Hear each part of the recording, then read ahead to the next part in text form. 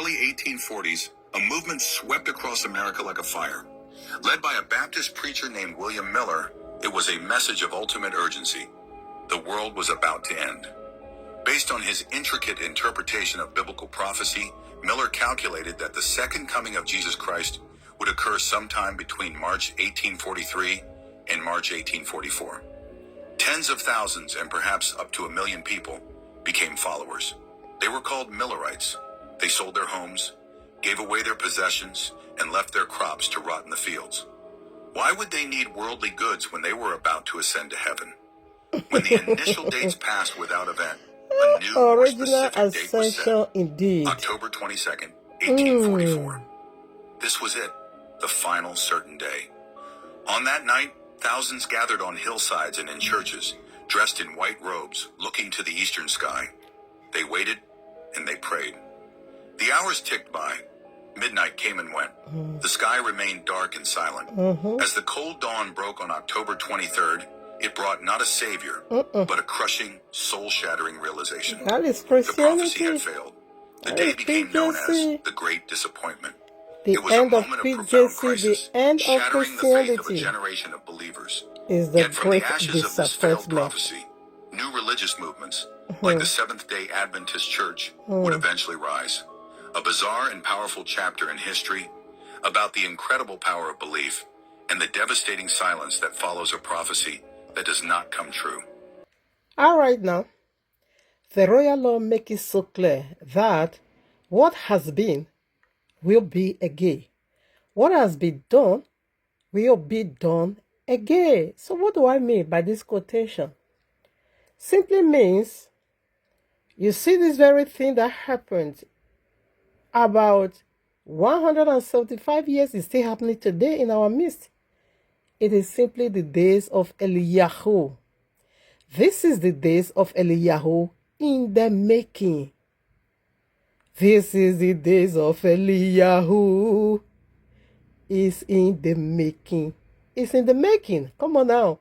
So what happened? What transpired in the days of Eliyahu, whom you called, or rather whom you call Elijah? It is simply, let's test power. Also, like the days of Moses and the Pharaohs. Moses said, come on now, let us test power. Let us test power. Okay, so we want to differentiate the real Messiah from the false, or rather from the golden calf. That is what happened in the days of Eliyahu. Eliyahu gathered together and said, come over here. I have had enough of your whatever shenanigans. So let's do it like this. Let's prove power. Call on the name of your God whom you believe. And I will do likewise. Anyone that answer about fire, and that is the very one will serve. Everybody agreed. Yes, in one accord. They say you have well spoken.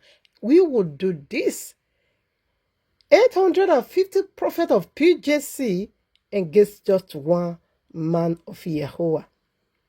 Eliyahu. You can read 1 Kings chapter 18. Read it all. You're going to get the answer over there. And what happens? I think I will be reading some area. What happens? We're going to do it like this because we have been talking.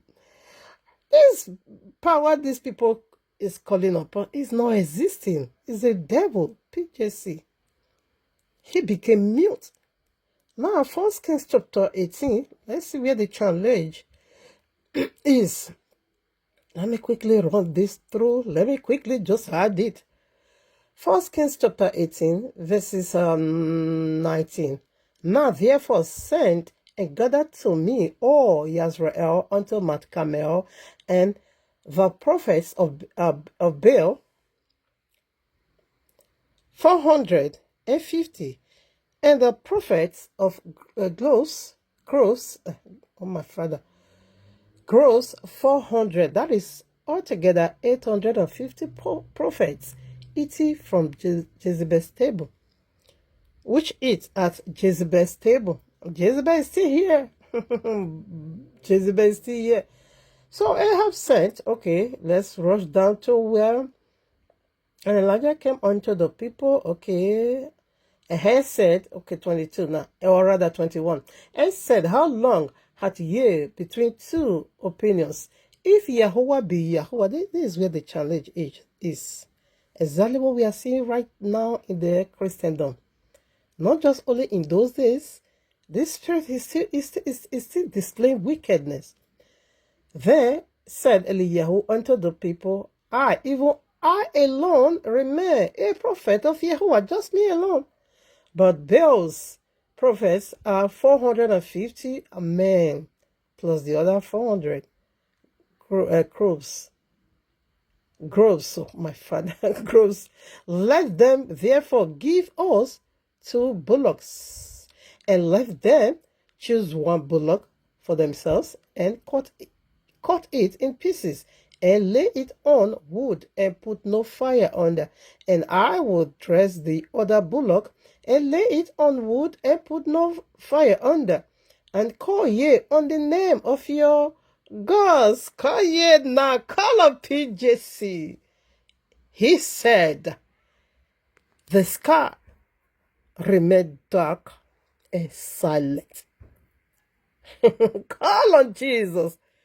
Come on now, PJC, where are you? Come and answer your people. That's why Nigeria is just wilderness. They are calling on PJC. They call on PJC. PJC, where are you? Nowhere to be found. 24. Call and call, yea, on the name of your gods, and I will call on the name of my Yahuwah. And the Yahuwah, or rather the God that answered by fire, let him be God. And all the people answered and said, it is well spoken. We love this challenge. 25. And Eliyahu said unto the prophets of Baal, choose you 1 bullock for yourselves, and dress it first, for ye are many. And call on the name of your PJC, your gods, but put no fire under. 26. And they took the bullock which was given unto them, and they dressed it, called on the name of Baal, from morning even until noon, said, oh Baal, hear us. But there was no voice. Didn't you remember the short clip we just listened to? He said the sky remained dark and silent. That is the attitude and the character of a Baal Pio. That is his characteristics. He will remain mute. He will remain silent. You can call, do whatever. Sorry. They call, they praise, they worship Jesus. Nothing. Absolutely caught Jesus' attention. Now listen, I take there again. Okay, 26.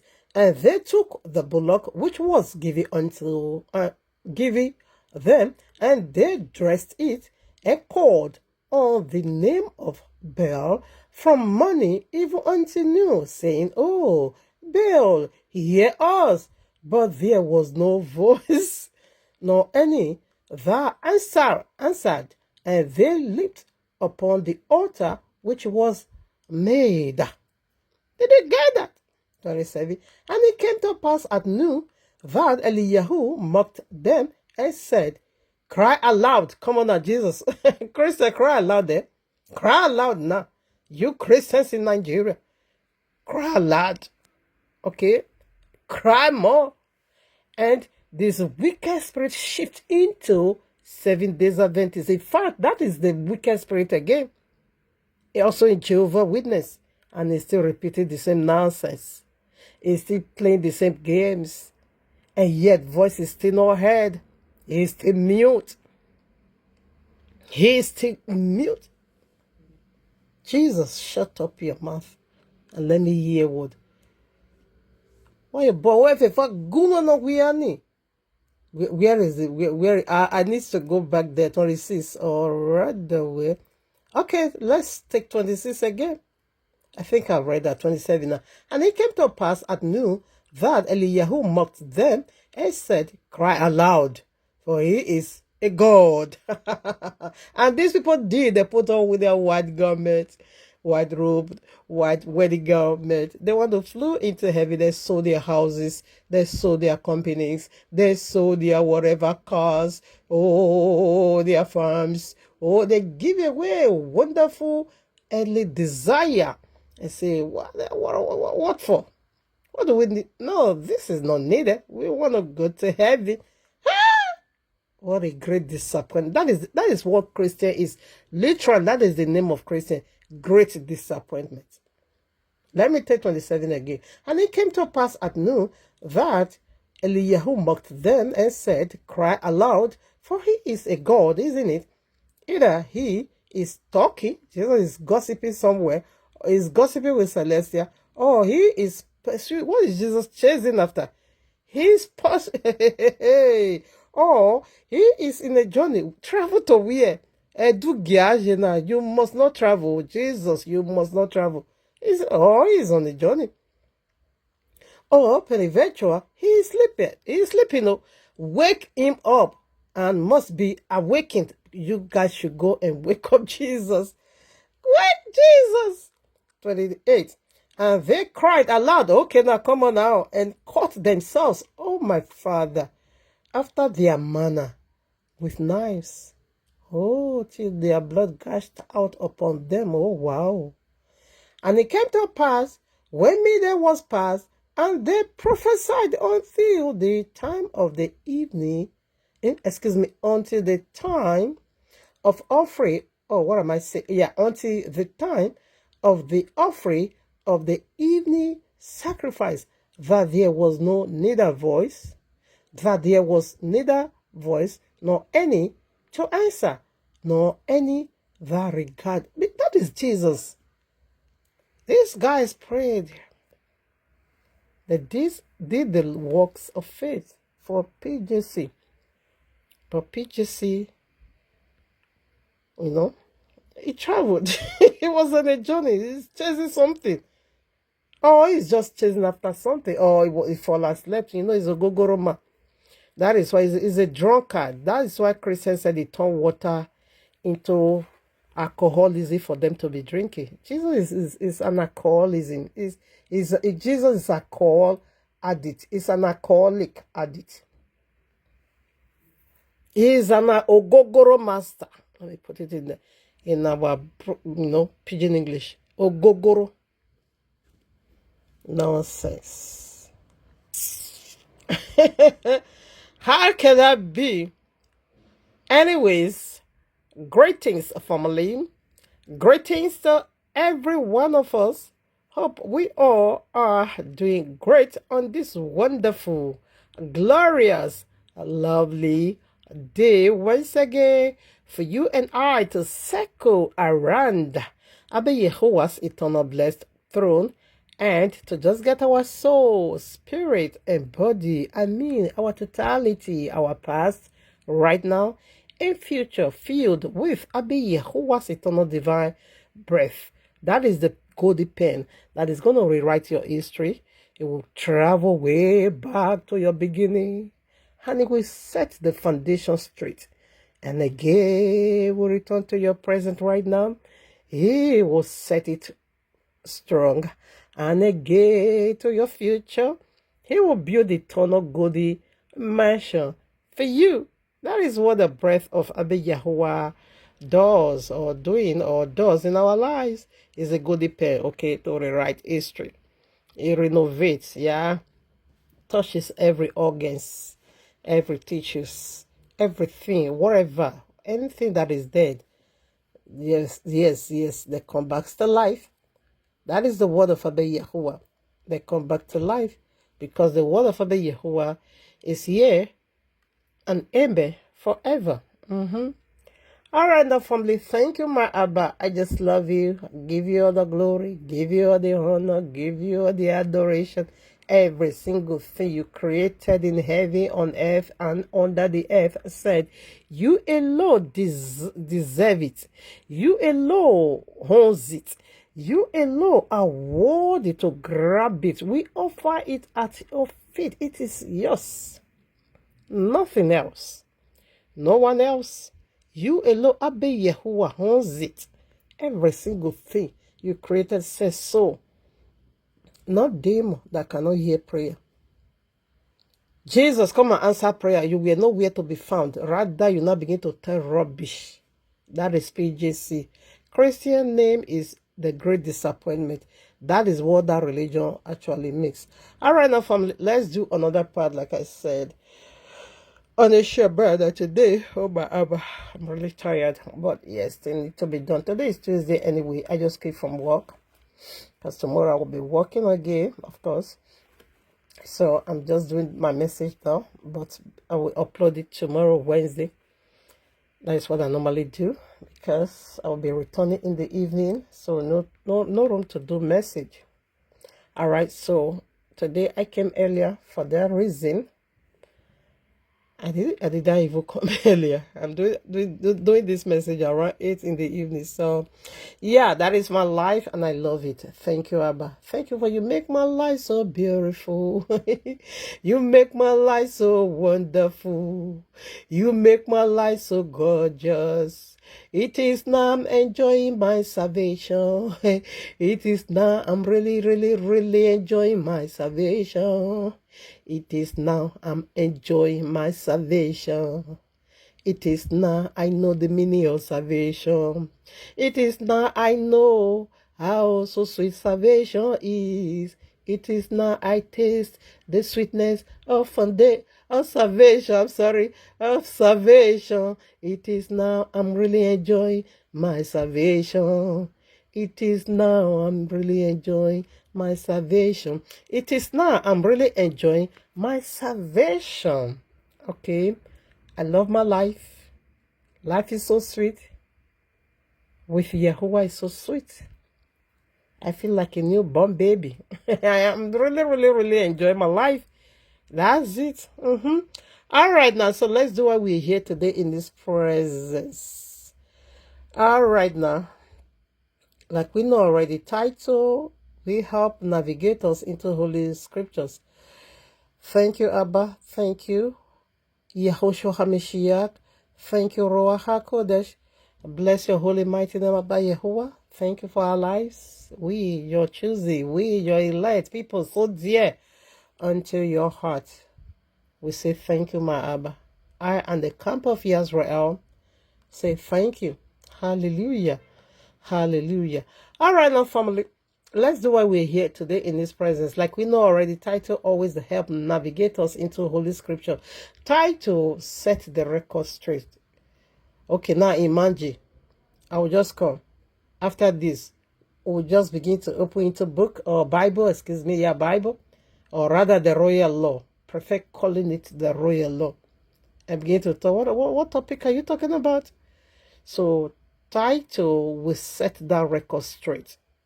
Okay, so let's feed it now with the title. Journey with PJC, CBO, EJJ, wrong spouse are hindrances and curse to the glory of your rest and marriage. Foundational scriptures. Numbers chapter 22, way to 25. Other Apostle chapter 4, verses 13.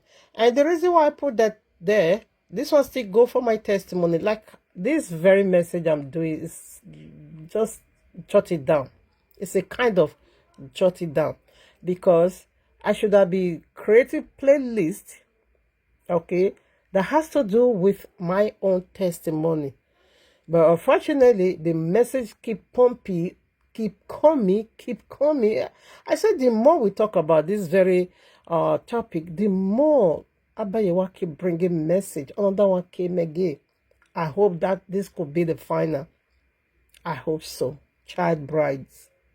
I hope this, could be the final. I don't know. I don't know any longer. I myself, I don't know. But I will follow behind Jehovah's back. Okay, I will just follow behind him. All right, so should I rebroadcast the title? Journey with PJC. You know already who is PJC or what is PJC. Simply mean pork or pig, Jesus Christ. CBO, Charlie Brown Osagi. EJJ, Eda JJ. I don't know whatever the other J is. Wrong spouse are hindrances, okay?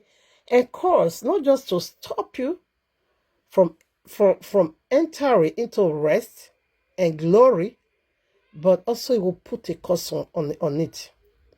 A thing that should have been, I see people, enduring marriage instead of them enjoying marriage.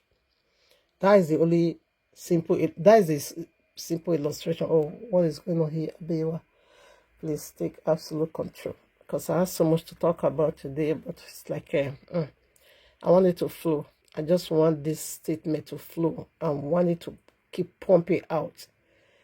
I don't want to struggle. Abe Yahuwah, remove every wicked spirit of strongness of me in your mighty name. Touch my lips to the glory of your name. Put your words in my mouth and remove strongness in your mighty name. Amen, Yahuwah. Hallelujah, Abba. All right, now. So that is the only simple illustration I have right now. Okay. Instead of you to enjoy marriage, you are enduring suffering. That is not how it's supposed to be. It ought not to be so. Okay. So this is the title. Journey with, when you join yourself with the wrong spouse, of course, it's not only going to be a hindrance that is going to stop you from rest. It will say stop. It's going to be a red light right away that says stop. It's going to give you that signal. It's going to stop you from moving forward. It's going to stop you from moving into rest. It's going to stop you from moving into grace. It's going to stop you from moving into prosperity. It's going to stop you from moving into your land that filled with milk and honey. And it's not only going to do that, it will also put a curse. Instead of you getting, blessing, is not called, or instead of you getting rich, it's not poverty. That is what it does when you join with wrong people. This not just a people, I'm talking about marital affair. Because Jesus claimed to be a spiritual husband. You join with him, it's going to stop you from heaven. It's going to stop you from eternal rest. It's going to stop you from your actual Messiah. Like when you also join with wrong man or wrong woman, it's going to stop you from joining with the rib of your rib. If a man join with a wrong woman, sorry, you can never find your rib. And if a woman also join with the wrong man, sorry, you can never find your Adam. That's it. That's what I'm saying.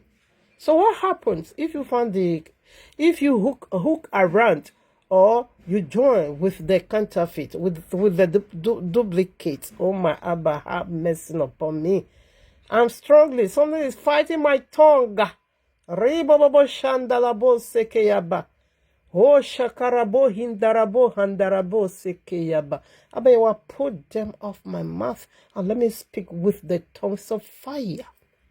It needs to go out. No, yeah, it needs to go out.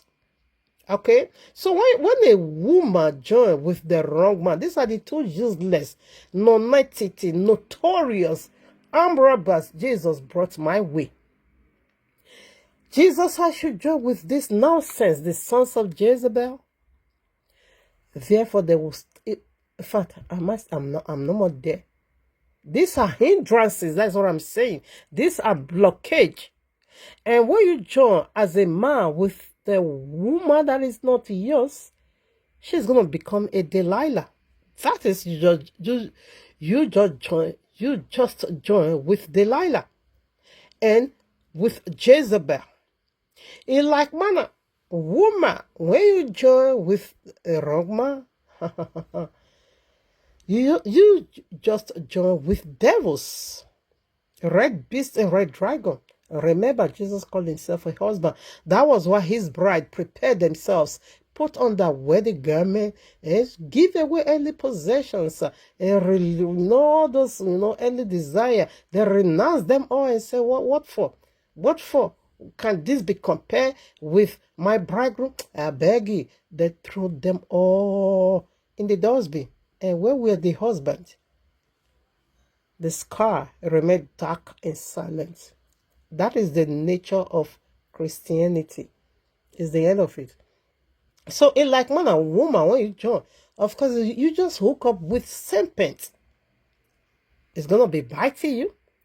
No matter how effort, your effort can never be good enough. Likewise, the man. When you join with Jezebel and Delilah, your effort, it can never be good enough. Everything you thought you do, all your energy you thought you are putting into the marriage to make it work, you are just wasting your time. It is wasted time. It is simply wasted years. It can't work at the end. It's still breakage because it can't fit. You can't take another man's rape and join it with your own. It can work. And woman, you cannot also take another man's rape, or you cannot make you, let it out. Oh, let it flow. Woman, you are another rape. You are another rape of a man. When you not join with the wrong man, the vacuum, where is that rape will be taken? It can fit. It can fit. No matter the effort, no matter the energy, the patience, the love, the support, okay, the everything you put, it can't work at the end. It will still become a broken home. That's what we are saying. It can't work. So, before we start, digging into why we're here today, I would quickly like to put in this. Should I start with this or later I put it on? I don't want to forget. Whereby I was saying in the other video, I was trying to remember the old cargo my father joined me with. Did he give up on me after my second birth or my third birth? I was contemplating. So it is true. He gave up on me in my third child pregnancy. Now, what happened in that third pregnancy? So first of all, like I narrated, I would quickly like to chip this in. Like I narrated, okay, let me change the paperwork. So like I narrated how my papa at age 12 gave me unto his friend that has 2 wives already, old man, okay, a lot of children, okay, in marriage. These occult people always, do something, okay, that has to do with blood. So initially, what my papa was trying to do after he failed, to use me for his, money ritual. I'm the firstborn from my mama to my papa, okay? And every firstborn always died mysteriously. And my father, we never knew who was doing that until I got born again. And Abba Yahuwah, and he did it to me, okay? He took me to whatever their occult house. From there, our relationship got soured, expired. That once lovely father now turned monster in my life. He now became a thorn on my flesh. He now became something that was biting me all over at age 12. My father now began to run race with me. Yeah. So when they now see that, when I got born again, a pastor is a prophet. His name is Kingsley. He's an Igbo guy, but I forgot his source name, okay? Gave me this prophecy. Listen to part 1, because it has 1 or 2. You will hear the story over there. Continue also in part 2. I quickly want to pick some area from there and brush it up with this very one. So, my father were unable to sacrifice me. That when it goes to my turn to use me to renew his power, Abba Yahuwah stood up on my behalf, okay? So he were unable, and a lot of power, according to that prophecy from Prophet Kingsley, said their power in that kingdom got expired, and all the voodoos over there spoiled, and so my papa now turned against me, and did not lay curse on me physically. This is not spiritual. So I'm blessed by Abeyewa. Nobody can curse me, okay? So, but what are we saying? Assuming Abeyewa did not come into the picture, come to my rescue. Sorry, that curses would have worked for me, He wouldn't have worked. That curses is a father. It's a curses from the father, from the very gene, from where you come. I'm his replica. So he owns me physically. Okay, he has authority over me. He's my father. Okay? I carry his DNA. So, of course, there is a strong connection that whatever he say, it definitely will happen. If Abeyewa did not still, stand for me, he stood up so strong for me. Okay, so that causes, it was temporary anyways, but Abeyewa remove it from me because now I'm enjoying my life. No causes at all. Those causes Abeyewa destroyed already. So, I ran away. I did not succumb to that nonsense. After 3 weeks, I ran away, okay, to my mama, and it was a lot of struggle. So listen to part 1. So I just want to quickly comment on this very part. That when I ran to my mother and there was a lot of confusion, I ran away. I ran after. Please listen to part 1. Because I did not run after anybody. Abeyewa make it so. That was my wilderness. Okay, so first child, when I got pregnant for 7 months, I came out. Okay, I returned back to my mother. My mother now said, okay, with this, maybe they're going to let me go.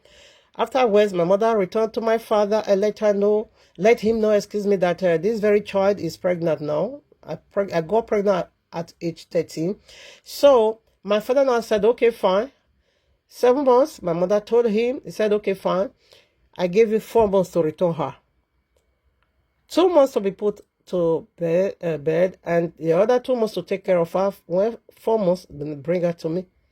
She must return back to the very man I joined her with. So when my mama gave me that news, I was really, really disappointed. I said, this man, you are still after me. Okay. Then, afterwards, when I got delivered, after my mama take care of me and all that, we left the place that she knew to another place so that my father will not know where I am. So that my mama herself, she didn't know my whereabouts, so we ran away to rent another house. So afterwards, I got pregnant the second time. And when I got pregnant, and I also come to my mama, I think my stomach was about 6 months or so, 5 months, thereabout.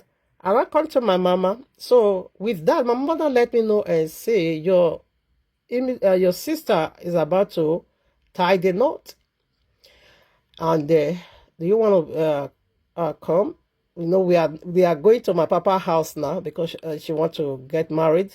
So, and I said I will. Of course, I will go because now I'm pregnant. Okay. Though when my mama saw me pregnant, of course my belly is big already. She also went to tell my father, this person is out again with another pregnancy. I don't really know. She's out again. She came to me, but now she have another pregnancy. She's pregnant again. So I think my father also consulted the old cargo my father gave me until. And that guy now said he still need me. After the delivery, he still need me then. Because according to their laws, they said that the mother pay your bride price, okay? Whatever, how many children you have for someone else is the owner, is the rightful owner of the children. So the old cargo my father gave me until in marriage. So as soon as they let you know that this child is pregnant again with the second child, I got pregnant with my second child at age 15. Okay. Now, the guy said he still need me. Of course, now he need a baby wife. He still need me. Therefore, my father now also said until my mother, the guy still need me. So, after the delivery, as the normal usual talk, And I think Abayewa was also, of course, I think Abayewa was also the one who let it happen in that manner. I'm really strongly, but just take it anyhow. I do this message, take it, because my enemy is strongly. I don't know what is going on, but I will speak anyhow, but anyhow. Now, I think Abayewa really wanted so, because what happened? Why couldn't they take me with the pregnancy? This is the goodness of Yahuwah. So my father will always say, after her delivery. So why is he not saying, bring her with a pregnancy? No, the first one, the same talk, and the second one, the same talk. So as his national, art or music or whatever songs, he said unto my mother again, when she delivered, bring her to her husband. Okay, now, case closed. So, during my pregnancy, that is when I have the chance to flow in the family. After giving birth, I will run away again. So now, since they are waiting for delivering, and after delivering, they will bring me back to the old cargo in the village as a husband. My papa joined me with. So now I'm free. So my mama told me that your immediate siblings is about to get married. Would you like to be part of it? I said, of course so. I will go, because now I'm not afraid of my papa, since they conclude already when I give birth. So they need to bring me back. My mama need to bring me back to the old husband, or rather old cargo he joined me with.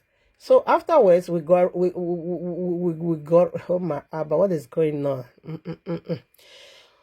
We got ready for the wedding celebration, or wedding ritual, or wedding ceremony. So now my papa, I don't know, because at his later days, things never go well with him any longer. Actually, the course he led on me go back to him. I don't know what happened. My papa later days was so brutal, it was so ugly. It was full of suffering. I don't know what happened to my papa in his village, in Awesi. My father has 2 houses, okay, in Awesi. So he quit. My father will not living in a uncompleted building in Benin. No, I see some people live in their own house, uncompleted building. Yes, that is fine, because you want to do it gradually, but you just want to stay there and finish your house. My papa wasn't so. The house, it was the uncompleted building he was living in. He was a relative or a friend of his, either a relative or a friend of his. Okay, it's one of these. Uncompleted building. My father has to vacate his own house. He ran away from Ewesi. I don't really know what happened. Things were not working any longer. My father now began to fall apart. I wanted not to say how he died. He died. His death was so horrible.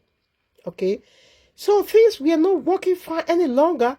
That he has to, I don't know what brings about that he has to run away from his own house. Finished a building that, oh my Abba, a well-built house. He ran away. Ran that to Benin and now began to live in an uncompleted building. Something happened to him. Now I'm not more in his life, so I don't really know what happened to him. This is what they told me. This is what I saw, not what they told me. Because when my siblings was about to get married to her husband, I followed them. So when we got there, I wasn't afraid at all, because I'm pregnant. So they are waiting for when I got delivered. Okay, they will bring me to the old cargo. So when I got there with my child, with my baby boy, he couldn't even answer me when I greeted him. I saw him. That was when I saw him. Remember, when I was 12, if you listen to the one I just did, 192, when I was 12, he married me off, and that is our last scene to age 12, age 15. 3 years before I saw my father one-on-one again. 3 years. You will hear what happened now. What happened? You're going to hear now. So I went there. That was the first time in 3 years to see him face to face. I greeted him. He did not answer me. He didn't even look at his grandchild. Okay, he was so angry with me, but he couldn't do me nothing because it was a wedding day. A lot of family were there. The family of the guy is going to be fooling himself. No. Okay, so afterwards, they conduct the whatever marriage. Then I left. So I did not, I left. Yeah, I left. So as soon as I left, it's not even, I'm not going to be fixing mouth at all. But it was not that long. Before you knew it, my papa died. They sent a message and say, your father is dead. Okay. Once in, first time in 3 years time. Remember we have this 333. This is not, oh my Abba. This testimony is jotted down. Okay. I will return back definitely to this testimony and say it from the very beginning to the end in one video. In one video. Not this one that I'm breaking it into pieces. No other topic that day. Just all my testimony in one video. Okay. So this one is again jotted down. So very short time. I will be sure when I ask my brothers and my sisters, I will be sure how many months before my papa died once when he saw me. Because Pastor Kingsley said when they call my name in that Ugboni kingdom, in that secret court kingdom, he said power spoil. A lot of power. Voodoo, destroy, expired. And in that day or whatever, if you are unable to bring what they ask you, therefore you will go for it. My papa did not just die right away. He still lived for 3 years. And before he died mysteriously. Now, how did my papa die? I wanted not to say it because somehow it's embarrassing. My papa is a forest guard and is also is a hunter also. He have a gun, double barrel, and he also have a motor saw. So he can cut wood, those people that is selling wood. Okay, I don't know what they call them. So he now went to the forest to cut some wood with his motor saw. And as he was trying to cut that tree, let's say it was a big Iroko tree, the tree, instead of the tree, he has been, this is his job all his life. And he really know how to target that. Do you know why? Because power has already spoiled. So things is not working any longer. So why he knew the direction the tree should have been falling to. But the tree did not fall to that direction. Rather, he fell on his head. And they said the tree fall on him. Can you imagine that? Can you imagine? And he was alone in the bush. But this hurt me. Anyways, he was alone in the bush. And the tree fell on him and pinned him down until he died. Nobody to rescue. Nobody to help. No rescue at all. They don't. I think they said they spent days in the bush. They said they spent, because they were waiting. He couldn't return. They don't know where he went and this and that. I will be sure how many days before they could find him. So that was how he died. He was killed by the tree he caught. The tree fell on him and pinned him down. No help. So that was how my papa died when I saw him. First time in 3 years. So before I gave birth to my second child, he died. Now, when he died, his family is aware that my mama must return me back to Ewisi in order for them to handle me to the very old cargo he joined me with in marriage.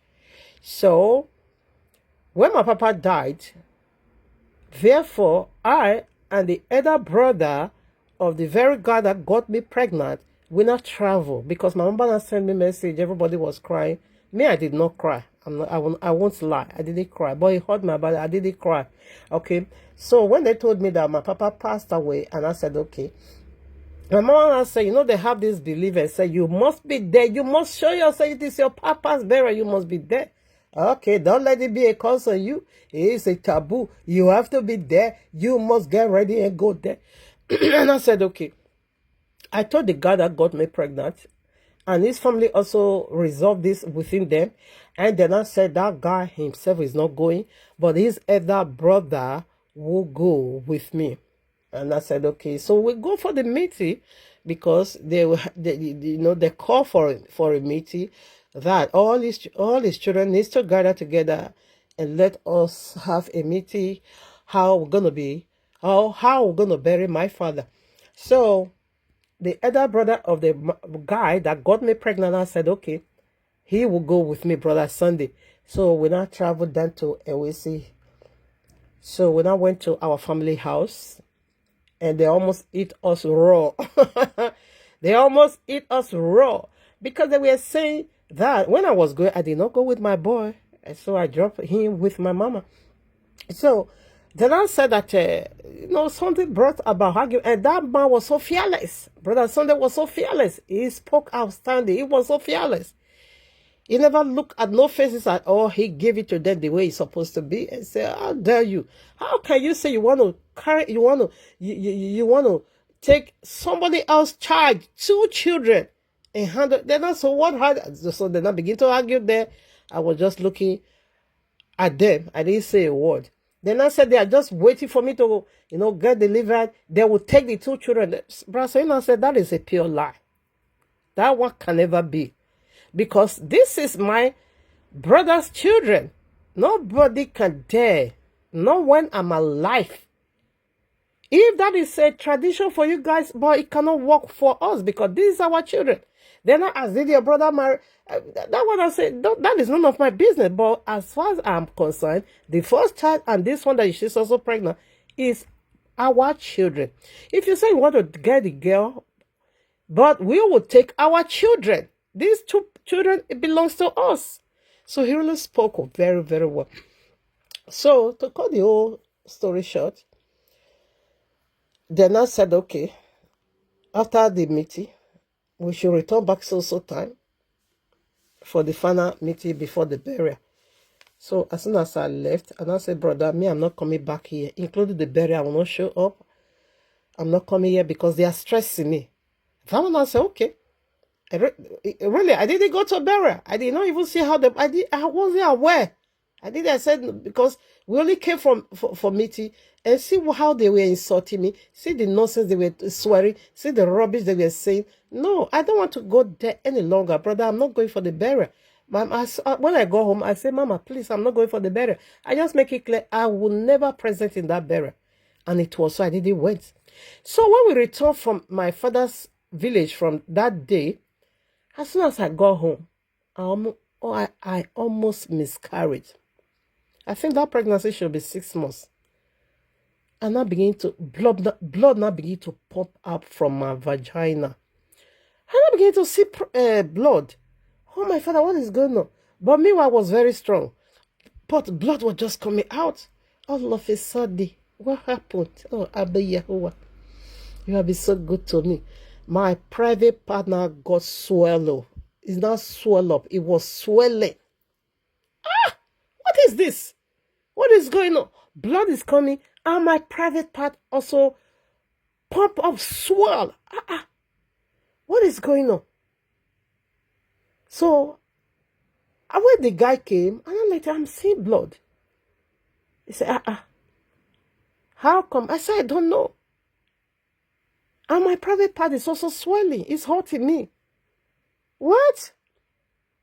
So, then he now took me to North Hospital chemist. Anyways, let me just leave that area. It's an ugly one. But afterwards, Abba Iwa is so good to me. Afterwards, the blood stopped. After how many days, I can't remember, but the blood stopped. And the private part that was swelling also come back to normality. That is what I witnessed when I, very first time, after 3 years I fled away. That is what I saw. As soon as I stepped my feet in my papa's house in the village, returning back, I almost got miscarriage. Now, I gave birth to a baby girl. Then we ran away again to another apartment, to another house. Okay, to another house. First of all, we goes to Barak. Again, we goes to Ogwala. Okay, that was the second place we ran to. Okay, so afterwards, I got pregnant the third time. So when I got pregnant the third time, I also surfaced again. They will always see me when I'm pregnant. Okay, this is like this is life event. Okay, so when I return back home again, my mama said, pregnancy again. I said, yeah, this is how Abayewa protected me from going to that village or going to that old man with 2 wives, becoming the 3rd wife. What? So when I got pregnant the 3rd time, so my mama also goes to our family because they were still, said they were still in search of me. And they said, oh my Abba, what is going on today? They now said she's the one encouraging me. She's the one doing this. My mama said, I don't know any of this. You see this matter? This is none of my business. I'm not there. I'm not there. This is how she chose to live her life. It's none of my business, okay? But now she returned again and said she's pregnant. I not say she's pregnant. She is pregnant. Now she said her belly is out again. So then I said, okay, let them call the very man my father gave me unto. Let them ask him and see what is going on. Abayewa keep making full of them. He keep making full of them. He keep making full of them 3 whole times. So now what happened? When they not call the guy, because I did not present a burial, so he was still behaving as in-law. Okay, he still did burial. They said he really honored my father by giving him a befitting burial. He was still seeing my father as his in-law. And my father's, my uncles, we are still promising him that they will be able to bring me to him. What a dreamer. Now what happened? So when I now let him know about the 3rd pregnancy, the guy now gave up. The old papa, the grandpop now gave up and said, no way. 3rd pregnancy. So he himself now realized that this is a game. He himself now realized that this child is making fool of me. He himself now, they said they now begin to say to my father's family and say, you guys deceived me. You guys deceived me. You said in 2nd delivery you will bring her. And you didn't bring her for me. And now you are telling me that she is pregnant the 3rd time. I don't want her any longer. I just want my money. The money I used to marry her, and also the money I used to do burial. That's all I want. And that was final. Okay, that leads to my freedom. So when the last time mama now said, okay, she will pay. If she calculate the whole money, she will pay it, no problem. So afterwards, my mama returned back, and the guy I have my children for, that is the father of my children, he paid the burial money, while my mama paid the marriage money. He calculate the food they eat. He calculate everything my mama pay for peace to reign in my life. That is a lovely mother, the character of a lovely mother, a mother. So what happened to the 3rd pregnancy? I lost that child. I gave birth and the baby died. Oh my Abba. My 3rd pregnancy, this very old man in the village whom my papa married me to, okay, lost me at my 3rd pregnancy. And I myself, I also lost that 3rd pregnancy. The baby died. I gave birth to that child, but the child died right away. Is this not satanic? He gave up on me on my third pregnancy. And that third pregnancy, I did not see that child. All my labor of that 9 months, including the very day I entered labor room, was in vain. This is what I saw, or my papa put me through at my earlier age. So this is the area I quickly want to chip in, because we are sharing testimony, so we don't need to omit some. We need to tell it the way it is. So with this being said now, let us go to our message. Let's do our message. And again, what was that? My testimony, how I got born again. I won't be narrating it here. I will do that in the, I think, the last video on the Shabbat. I will be narrating that one there. I will narrate how YAHUAH came through for me, how he rescued me from the ground of prostitution. It is testimony time, isn't it? So I will be doing that with that one. All right, now, let's read. Should I rebroadcast the title for a better understanding? Let me record the title. Journey with PJC, CBO, EJJ, wrong spouse are hindrances and cause for the glory of your rest and marriage. So all these men, including the one my papa gave me until, was a cause on me, pains, shame, and hindrances. Assuming now I didn't run away, assuming I remained there with him, what would have become of me today? Look at me. Who would have brought me? Who would have, I'm strongly. But it is well. Thank you, Abba. Who would have taught me English? Who would have taught me how to read and write?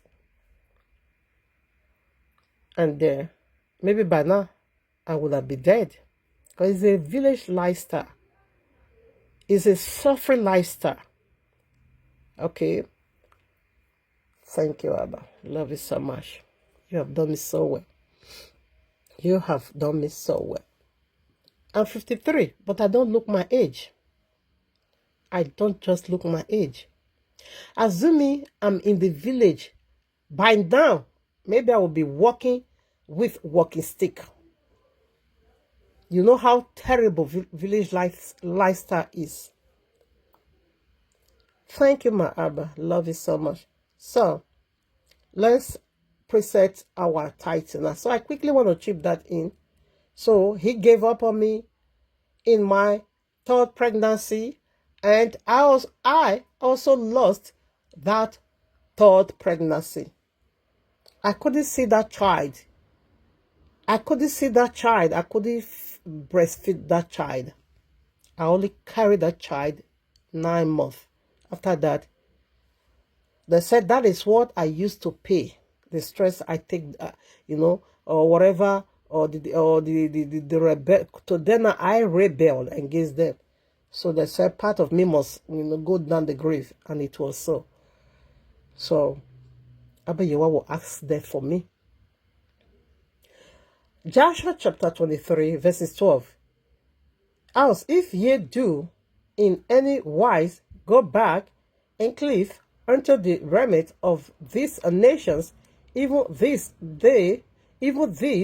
that remain among you, and shall make marriages with them, and go in unto them, and they to you know for a certain that YAHUAH your Elohim will be more drove out, will no more drive out any of these nations from before you, but there will be snails and traps unto you, and scourge in your sides, and thorns in your eyes, until ye perish from off this good land, which YAHUAH your Elohim hath given you.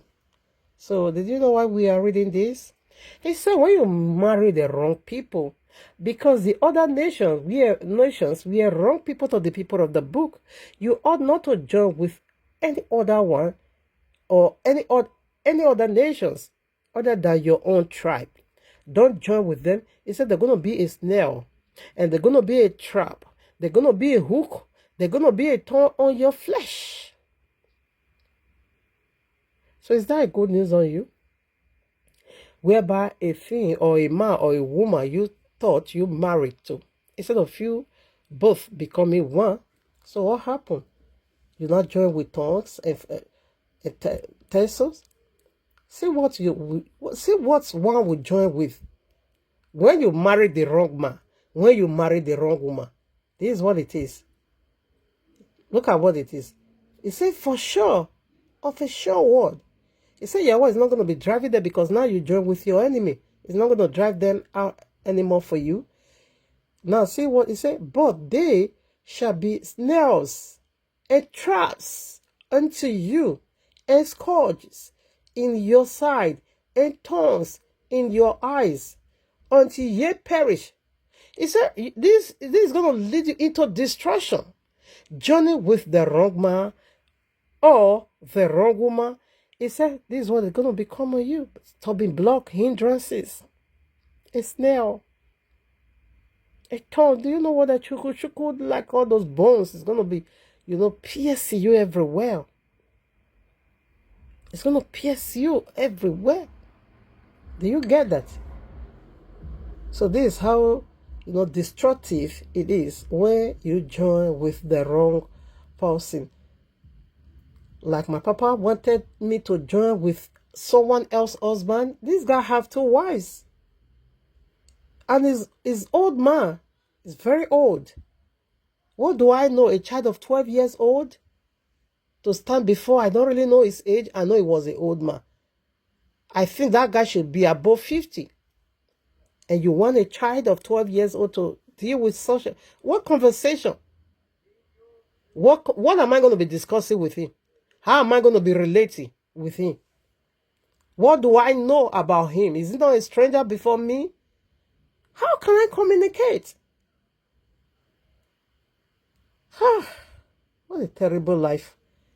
Thank you, Abba, because I'm out of there. All right, family. So let's read Psalm chapter 1. So what are we looking into when you join with the wrong man or the wrong woman? Psalms chapter 1. Blessed is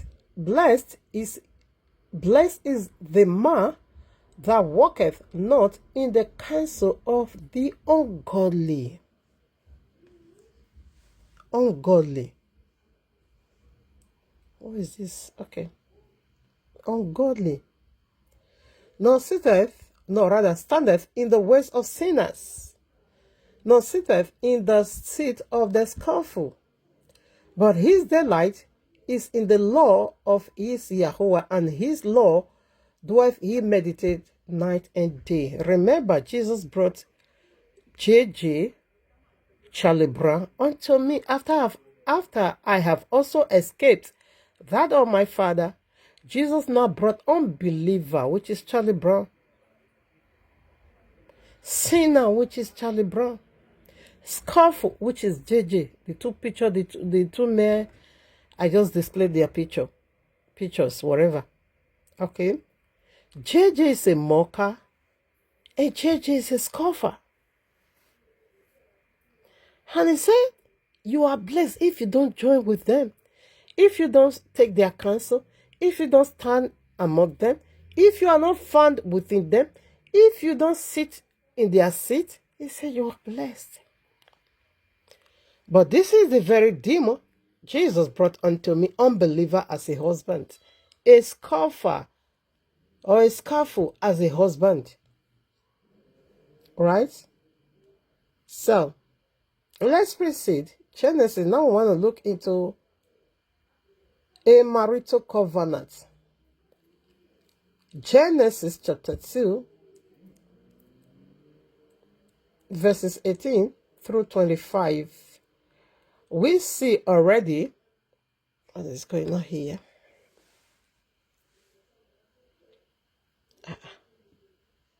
What is going on? Abayewa, please take absolute control. I don't want to. Please, so help your daughter and your mighty name. Because I don't know what is going on here. Okay. Genesis 2, listen, verses 18. And Yahuwah Elohim said, it is not good that the man should be alone. I will make him a suitable helpmate. Okay, I jump over, I rush down to 21 now. You can take it from 18 way to the end, 25. So I read 21 now. Okay, should I also read 20? And Adam gave names to all cattle, okay, and to the fowl of the air, and to every beast of the field. But for Adam, there was not found an helpmate for him. Okay, Adam was alone, 21. And Yahuwah Elohim caused a deep sleep to fall upon Adam, and he slept. And he took, listen, now this is the origin of woman. And he took one of his ribs and closed up the flesh instead thereof. You see, Abba Yahuwah removed one rib from the man, okay, and he did not fix any other rib over there, rather in apple flesh. So there is a vacuum. Now, okay, I'm coming. What is this? Okay, let's keep reading. 23 now. I read 20, 21 already, 22. And the rib which Yahuwah Elohim had taken from man made he a woman and brought her unto the man. And Adam said, this is now bone of my bones. How did Adam know that this is my bone? Because as soon as Abba Yahuwah removed that one rib, and that is the origin of the woman, so when the man woke up and saw the rib, he knew this is me. He knew right away, clicked. He said, now, let me keep reading. Let me finish reading. How did he know? Because that is he himself. Right away, he clicked. Let's go back there. 23. And Adam said, this is now. How did he know? Bone of my bones and flesh of my flesh. She shall be called woman, because she was taken out of man. Therefore shall a man leave his father and mother, and shall cleave unto his wife, and there shall be one flesh. How come? And they both were naked, the man and his wife, and we are not ashamed. How can you be ashamed of yourself when you're naked? Are you going to be ashamed of your own self? Not at all. Because the woman is just a mystery, how Abba Yahuwah designed her in the physical world. But spiritually, she is another he. You see, as soon as Adam just saw the woman, he said, now this is my bone. This bone we are taking from my side. This is me. How? Right away, the bone returned back to where it came from. Spiritually speaking, the bone, the woman is in the side. She fit in. That very vacuum whereby Abba Yahuwah took the bone from, she returned back right away there. And it clicked, and it's a lock, a lock, like kind of magnet. And that is how they became one. They were never two in the first place. This is the mystery of Abba Yahuwah's handiwork. He said the two is one. Okay, let's assume now you as a man, you take another man's rib. How can it fit in?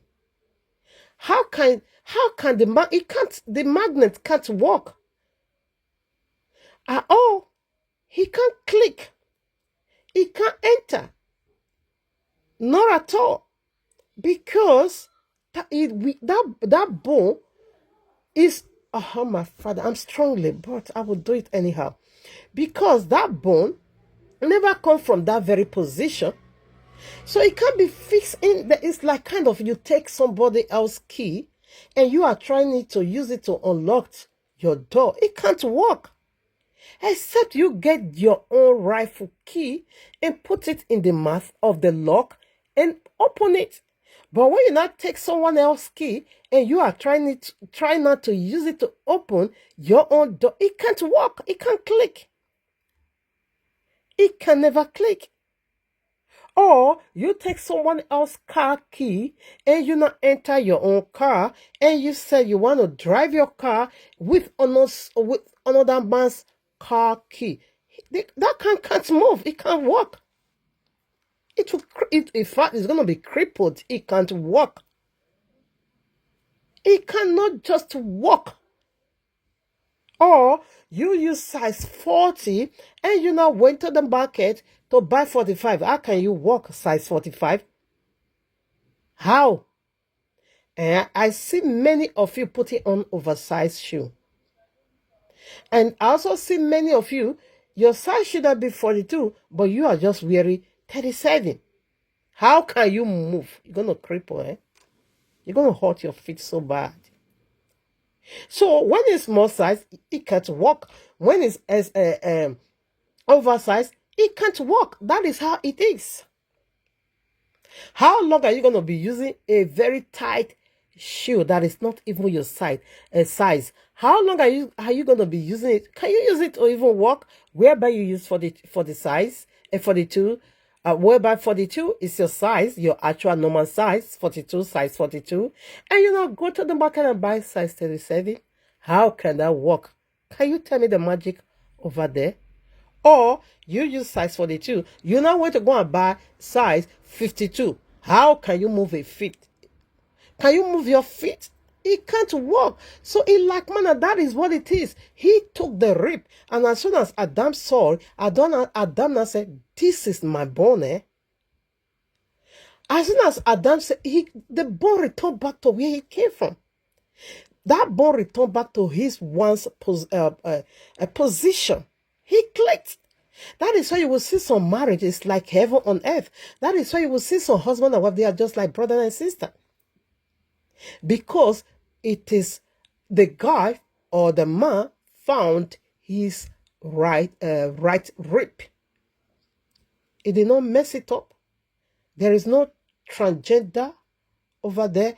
Because when you take another man's rib and you now fix it in your own, try to fix it, that is transgender. Oh my father, I'm really strongly. I bet you will take absolute control of your mighty name. That is transgender.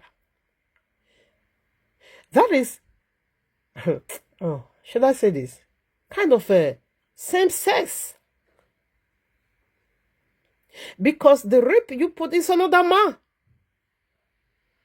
Should I prove that? Woman is another he. Where we just read Genesis 2, verses 18 through 25. Said the two of them are cliff. And then become one. They cleave together. They just join together. Yes, Genesis 5. Let's do that. Woman is another he, like I keep saying. I read. Genesis 5, verses 1 and 2. This is the book of the generations of Adam. In that day, that Yahuwah created man. In the likeness of Yahuwah made he him. 2. Male and female created he them, and blessed them, and called their name Adam. In the day when they were created, it said they called their name Adam. Did you see this? And called their name Adam. Why did Abba Yahweh call the woman Adam? Because the woman is another he. That is Adam himself. That is the mystery of marriage. If you failed and you made this terrible mistake in buying oversized Because another man's rape is going to be oversized on you. It's going to be small size on you. It can't fit you. It can't suit you. Rather, it's going to be so terrible. It's going to be so ugly on you. That is why chaos everywhere. That is why confusion, divorce here and there. Yes, because they join with another man's rape. They did not click. So what is the title? Journey with the wrong spouse. Journey with PJC, because Jesus is spiritual wrong husband, wrong husband. And that is going to bring about, because you see what he said is going to bring about when you join with other nations. Instead of you joining with your own tribe, with the rape of your rape. You see what he said is going to be happening unto you? Tongues on your flesh. Hook on your neck. They're going to drag you anyhow. All right? Okay, now let's go now to 1 Corinthians chapter 6. 1 Corinthians chapter 6. 1 Corinthians chapter 6.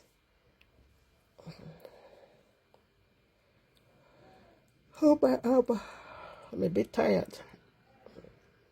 Okay, verses 15. 1 Corinthians chapter 6, verses 15. Know ye not that your bodies are the members of Messiah? Shall I then take the members of Messiah and make them the members of an harlot? Isn't that what I just said? Transgender. Because when you hook up with the wrong woman, that is simply same sex. Because she's another man. There's no way you can join with someone else rape. It can't fit. It can't work. It can't bring you joy. It can't bring you peace. It can't bring you heaven on earth. It can never bring you good news. It's going to be chaos. Because two men is in the house. Two men. It can't work. There's nothing like that of a woman. Because it's two men. Because that woman you saw, she's a he. And when you say this, she's going to be singing another music. You both can never sing one music. No, it can't work. That is error, spiritual error. It can never work. It can never work. It is simply hindrances. And those period or where you join with this very wrong spouse, so what is going to be happening? It will become a stumbling block for your real Adam. It will be so difficult for your Adam to locate you. It will be so difficult for you to hook up with your Adam. And also, likewise, the man. It's going to be so difficult for you to hook up with your rightful bone, with your rightful helper. She can't help you because man is never built to help a man. And Abby will never give the seat of helper to a man. Woman is the one to help. So when you now go and take another man's rape, it's going to be a man before you. She can't help you because he is not she, he is he. So on the surface, you will be seeing her as a woman, but spiritually speaking, is a man. Two men in the house. Everybody's going to be playing boss. Yes. Everybody's going to be playing boss. So that is why it takes Abba Yahuwah to found your own rape. Like the one my father married me out for. That is another man. It's a stranger before me. I don't know him. I don't know him. There wouldn't have been a way for me to get along with him because I don't know why this thing is pumping, is pushing in, is pushing. What is this again? I hope it's not time setting. Hey, my Abba, have mercy upon me. Oh. Let me quickly call out the title. I don't really know. It's pumping in things. I'm trying to, I don't know what. Let me call out the scriptures. In 1 Corinthians, that's where we're going to be reading now. In case of anything, I will just continue with the other one. Matthew 25, verses 1 through 13. I called the 1 Corinthians already. 1 Corinthians chapter 6, verses 15 through 20.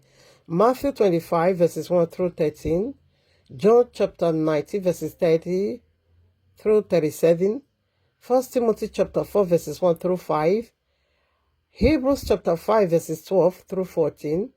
2 Corinthians chapter 12, verses 1 through 5. Matthew chapter 16, verses 13 through 19. John chapter 4, verses 5 through 29 or so. 1 Corinthians 29 or 19, excuse me, I made a mistake, it's 19.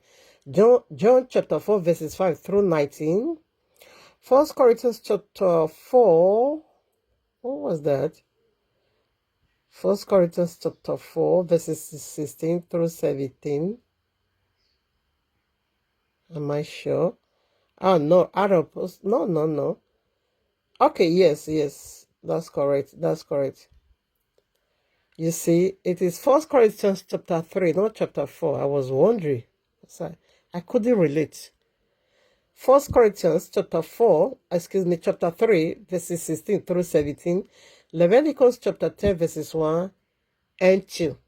So I don't know, because you see, it's like it's on time. I don't really know. You see, it's pumping. It will push in, it will push out. It's first time I'm also saying this. I don't really know what this is. All right. So let's read now 1 Corinthians.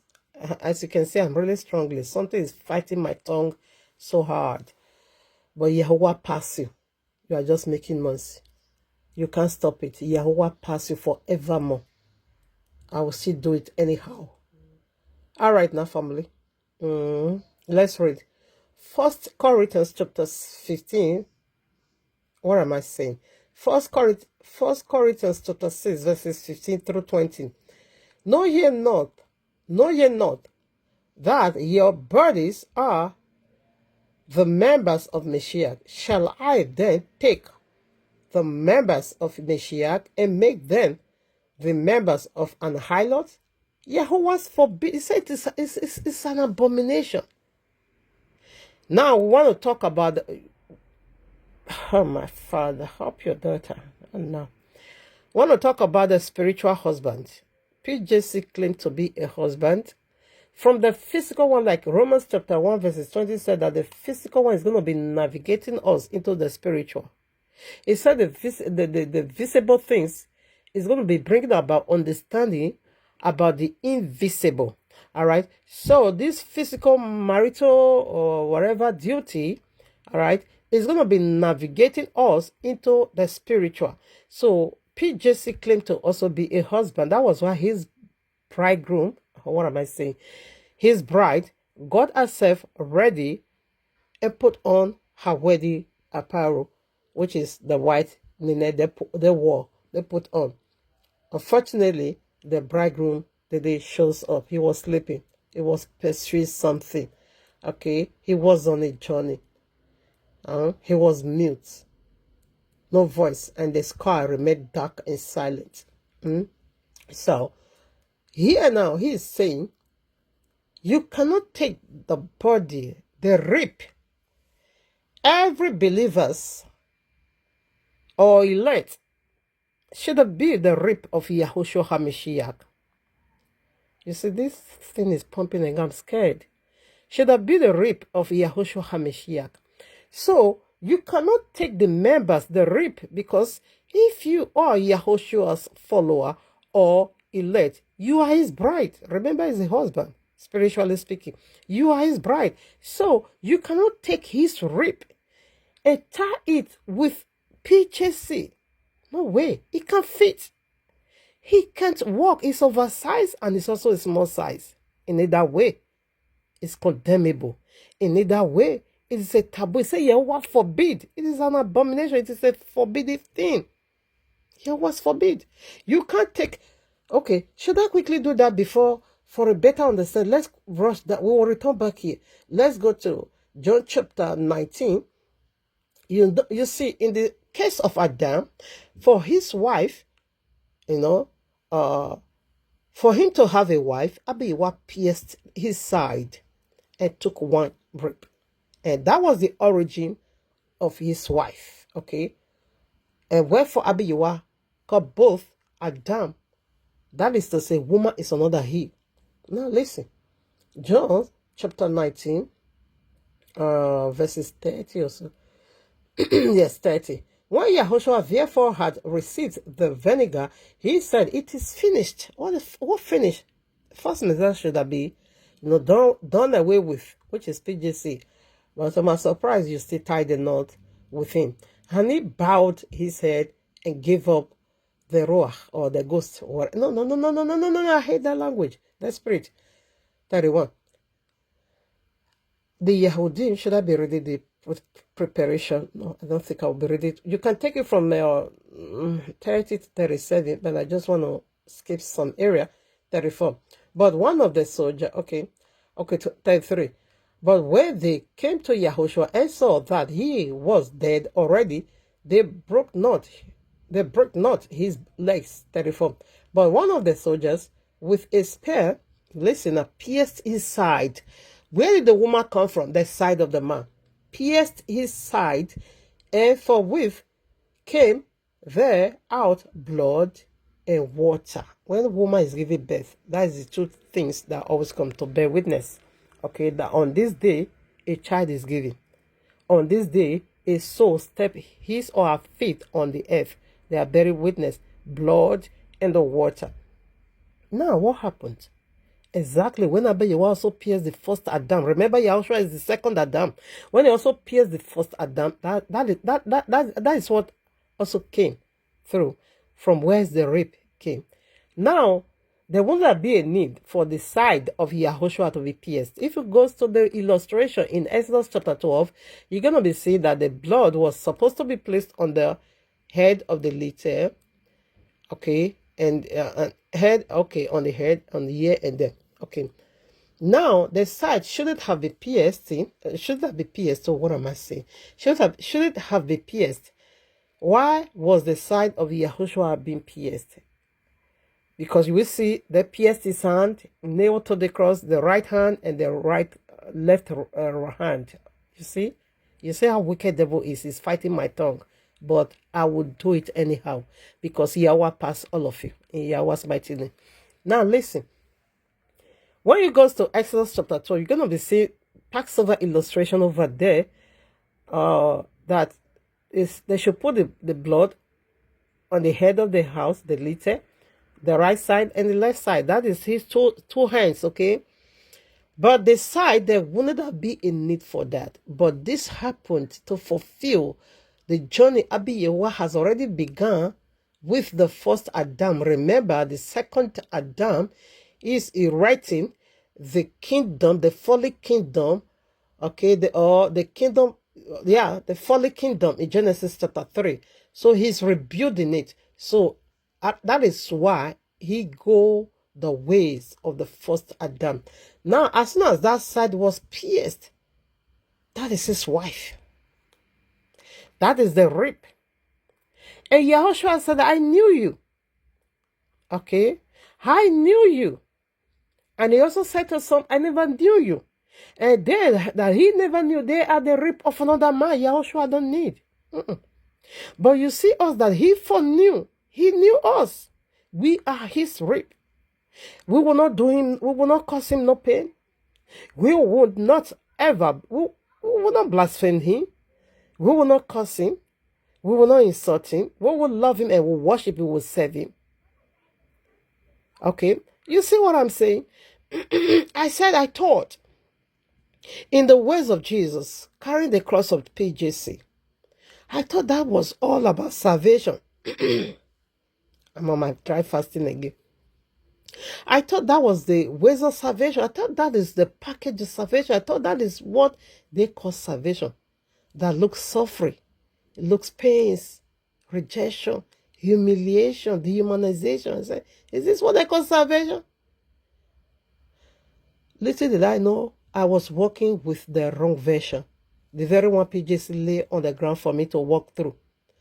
But when I lay hold on the rightful husband, it fit. You see now, I'm not the rib of Jesus. That is why he's not fitting. It didn't fit. He did it. It's this chaos. You see how I wage war against this PJC? He's like, man, he's also waging war against me. See, he's attacking my mouth not to talk. Okay. Yes, because I'm not his rib. But you, that is his rib, you will be so comfortable with him. And he will deceive you until you enter the grave. You see what he did to the Millerites? But me, that is the rib of King Yahushua, we are enemy. It can't fit. Because I am Yahushua's rib. You see what the PS, this is what comes out. So as soon as we got born again, we in like manner, that was why Yahushua said, Luke chapter 10 or so, he said the day one sinner repent, heaven rejoice, so angel will begin to celebrate. Can you imagine that? That is the lost rib of Yahushua is found. Yahushua lost a rib is found because his side were pierced. From there you that is where you came from. Okay, so as soon as we confess Yahushua, we return right away back there, and nothing absolutely can break us from his hand. That is John 10 verses 30. A scripture came to mind. Scripture just dropped in my mind. Jesus, you stole it. Jesus, give me back this my word. You stole it, eh? Jesus is playing games over here, but I will do it anyhow. The scripture just dropped in my heart when I was quoting the other one. Oh, Abba, you are bring it back. Bring it back. I need this word. Let it flow in your mighty name.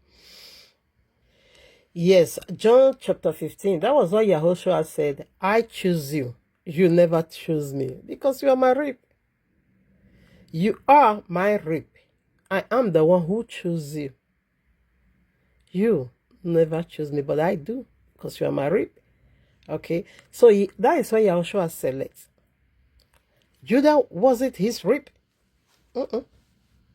No, Judah wasn't part of it. The people that is going to be, that is his rib, he knew already. So Judah wasn't. So that was why Yahushua threw Judas away. I don't need you because you are not part of me. You are not my rib. Okay. I think Luke chapter 10 also. Was it Luke chapter 10? It said that, I think Luke chapter 10 verses 17, 18, 19, 20 or so. Let me be sure. Let me show you. When the rib returned back to the rightful position, how Yahushua rejoiced. Luke chapter 10, 17. And the 70 returned again with joy, saying, Adonai, even the devils are subject unto us through thy name. You know, this treaty is done 2,000 years ago. And later, Judah gave you Jesus. It's about 500 years or so. 18. And he said unto them, I beheld Satan as lightning fall from heaven. This is PJC, okay? Behold, I give unto you power to tread upon serpents and scorpions and over all the powers, or rather power of the enemy, and nothing shall by enemies hurt you. What am I? Yeah. Notwithstanding, listen now. 20. Notwithstanding, in this rejoice not that the spirits are subject unto you, but rather rejoice because your names are written in heaven. Rather rejoice because you are back to the position from whence you came out from. Rejoice. Rejoice that I found you, my missing rib. Rejoice that I've, found you. Yes, my missing rib. Both will rejoice. But Yahushua and we, his rib, will rejoice together. Adana said, now this is the bone of my bone, flesh of my flesh.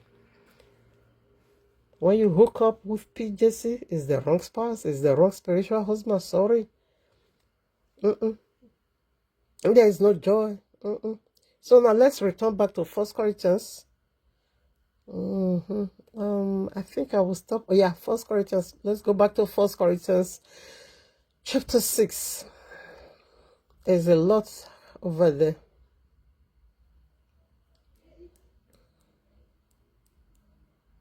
Okay, right there. Okay, 16 now.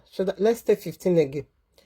Know ye not that your bodies are the members of Mashiach? This is how we are his member. Just as is the first Adam, his wife is his member. It's part of him. His rib. And so do we. Okay. Listener, shall I then take the members of Mashiach and make them the members of an harlot? Yahuwah's forbid. That is why we would definitely break off from PJC. Because this is an harlot. It's a ground of prostitution. Okay? It's a case of adultery. It's a case of fornication. It's a case of homosexuality. Oh my father, what is this? Homosexuality. Okay? It's a case of sex perversion. Because you are taking another man's rib, trying to fix it with another man. No, it's not working. It can't work. It's chaos. And this is the mystery of divorcee everywhere. You cannot put it there. You can't fit it. Either it's too big or it's too small. Oversized or small size. It can't just fit in. You can't click in one time. No way. 16. What? Know ye not that he which is joined to an harlot is one body? For two, saith he, shall be one flesh. And this is what Jesus is trying to do. Even though you are not the rib is not clicking with Jesus, but Jesus don't really care. Jesus like fakey things. He loved that oversized, and he also like that thing that is so tight. That small size shoe that when you put your leg can't even enter. If eventually you force your leg in, you can't even use it to walk. That is fake life. And Jesus loved fake life, masculinity, power. And he's going to be deceiving you, letting you know that it's working. Meanwhile, it's not working. You will be faking it like he told me, Jesus told me to be faking relationship with Charlie Brown. Lying. I will use money to buy a thing for myself. I will be lying out there and say Charlie Brown bought it for me. It can't work. It's oversized or it's small size. None is good. It can't work. That is PJC for you. When you join with the wrong spies, sorry, forget it. Life is going to be so miserable. 17. But he that is joined unto Yahuwah is one spirit. Did you just get that? Isn't that what we just read? I am the rib of Yahushua. The elect, we are the rib of Yahushua. We need to go back there. 18. Flee fornication. Everything that a man doeth is without the body, but he that committed fornication sinneth against his own body. Are you getting it? How did you sin against your own body? You disrespect yourself. You dehumanize yourself. You deny yourself rest. You deny yourself honor. You deny yourself glory. You deny yourself joy. You deny yourself prosperity. You deny yourself freedom. You deny yourself every good thing in life, because it's going to be hindrances. Is it not the topic? It's going to be hindrances. And by so doing, it will turn curse on you. I wanted to read this chapter, but it's a long one. Numbers chapter 25. 22. Way to 25. We see what happened over there. I'm coming into that. Okay? I'm coming into that. The foundational scriptures. I'm coming into that. So let me not go ahead. It's just the same anyways.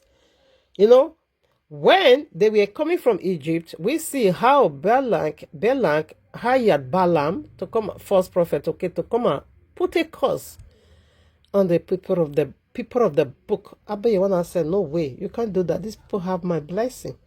They are blessed. You can't curse them. Okay, rather than not begin to prophesy the future life, the end of the people of the book, and the king, how king is going to come out from them. He now begin to prophesy. A false prophet now begin to prophesy rightly. Okay, immediately after that. After he had prophesied, this is the first prophet, but Balaam. After he had prophesied that of Abba Yahuwah, what did he do? He returned back to PJC. He returned back to his vomit. He returned back to evil spirit that he is using to curse people, because Balak said, I know whomsoever you bless is blessed, and whomsoever you curse is also cursed. So he now returned back to all those spiritism. He now began to consult them. And he now told Balak and say, this is how, for you to conquer these people, this is what you need to do. Seduce them to eat the food. No, rather, to have sexual intercourse with your people. Balaam did that unto them.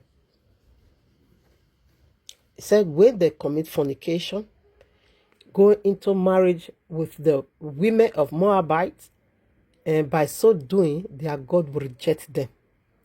He gave Balaam that counsel. So Balaam called his daughters how to teach. He called unto his daughters and teach them how to seduce this man. Goes to Numbers 25 and see what happened over there.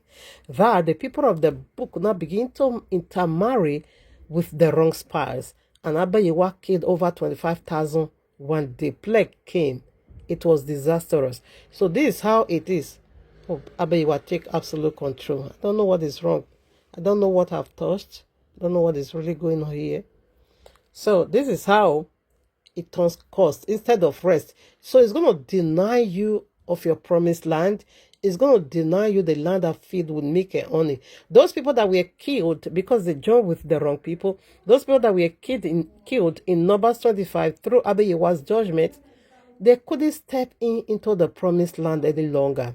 They died in the wilderness. So this is what wrong marriage brings, or this is what wrong marriage have to offer unto whosoever that join with the wrong spouse. This is what it is. This is what it is.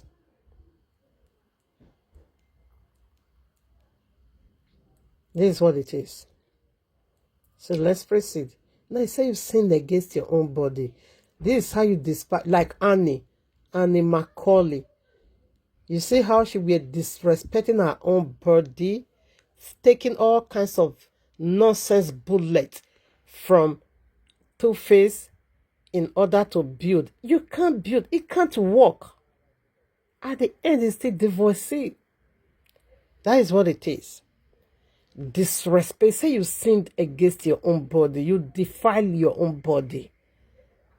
You are insulting your own body. You disrespect your own body. You refuse to be you. How can you sin against your own body? How can you reject your own body like what I was doing for Charlie Brown? How can I deny my own self and accept someone else's body? And what my body needs, I will deny it. And what someone else's body needs, I will be the one to provide it. I will be bringing out the provision of someone else's body. And me, I will deny my own body of honor and respect. This is how I sinned against my own body.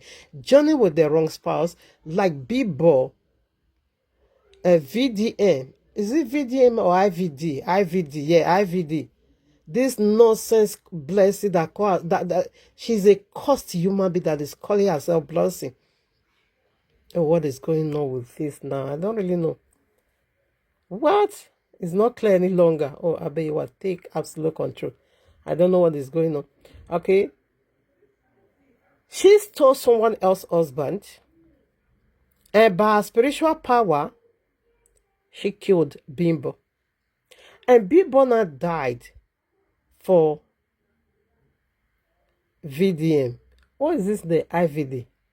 That is a curse. This is how is a curse.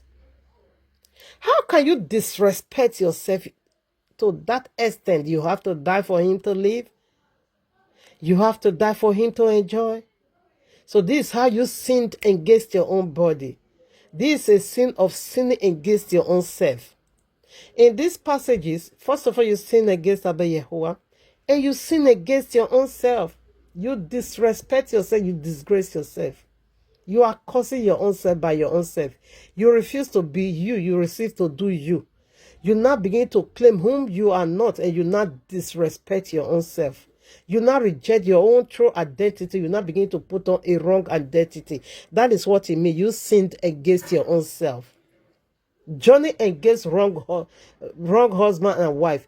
It is sinning against oneself. It is disrespecting your own self. It is engaging your own self in suffering, in bondage, in shame and disgrace, in dishonor. Yes, in backwardness, in humiliation. This is what it is. These are the baggages you just ushered into your soul because you join with. You can't make it good because you are not the rib. You are not. Always take this to spiritual. Can you say Jesus want to fly you into heaven? In fact, these people they are just the best candidate. Did Jesus flew them anywhere? No. 19. What? Know ye not that your body is the temple of the Holy Spirit, which is in you, which ye have of Yahuwah, and ye are not your own. 20. For ye are bought with price. Therefore glorify Yahuwah in your body and in your spirit, which are Yahuwah's. Now it says your spirit is God. Now it says you should flee.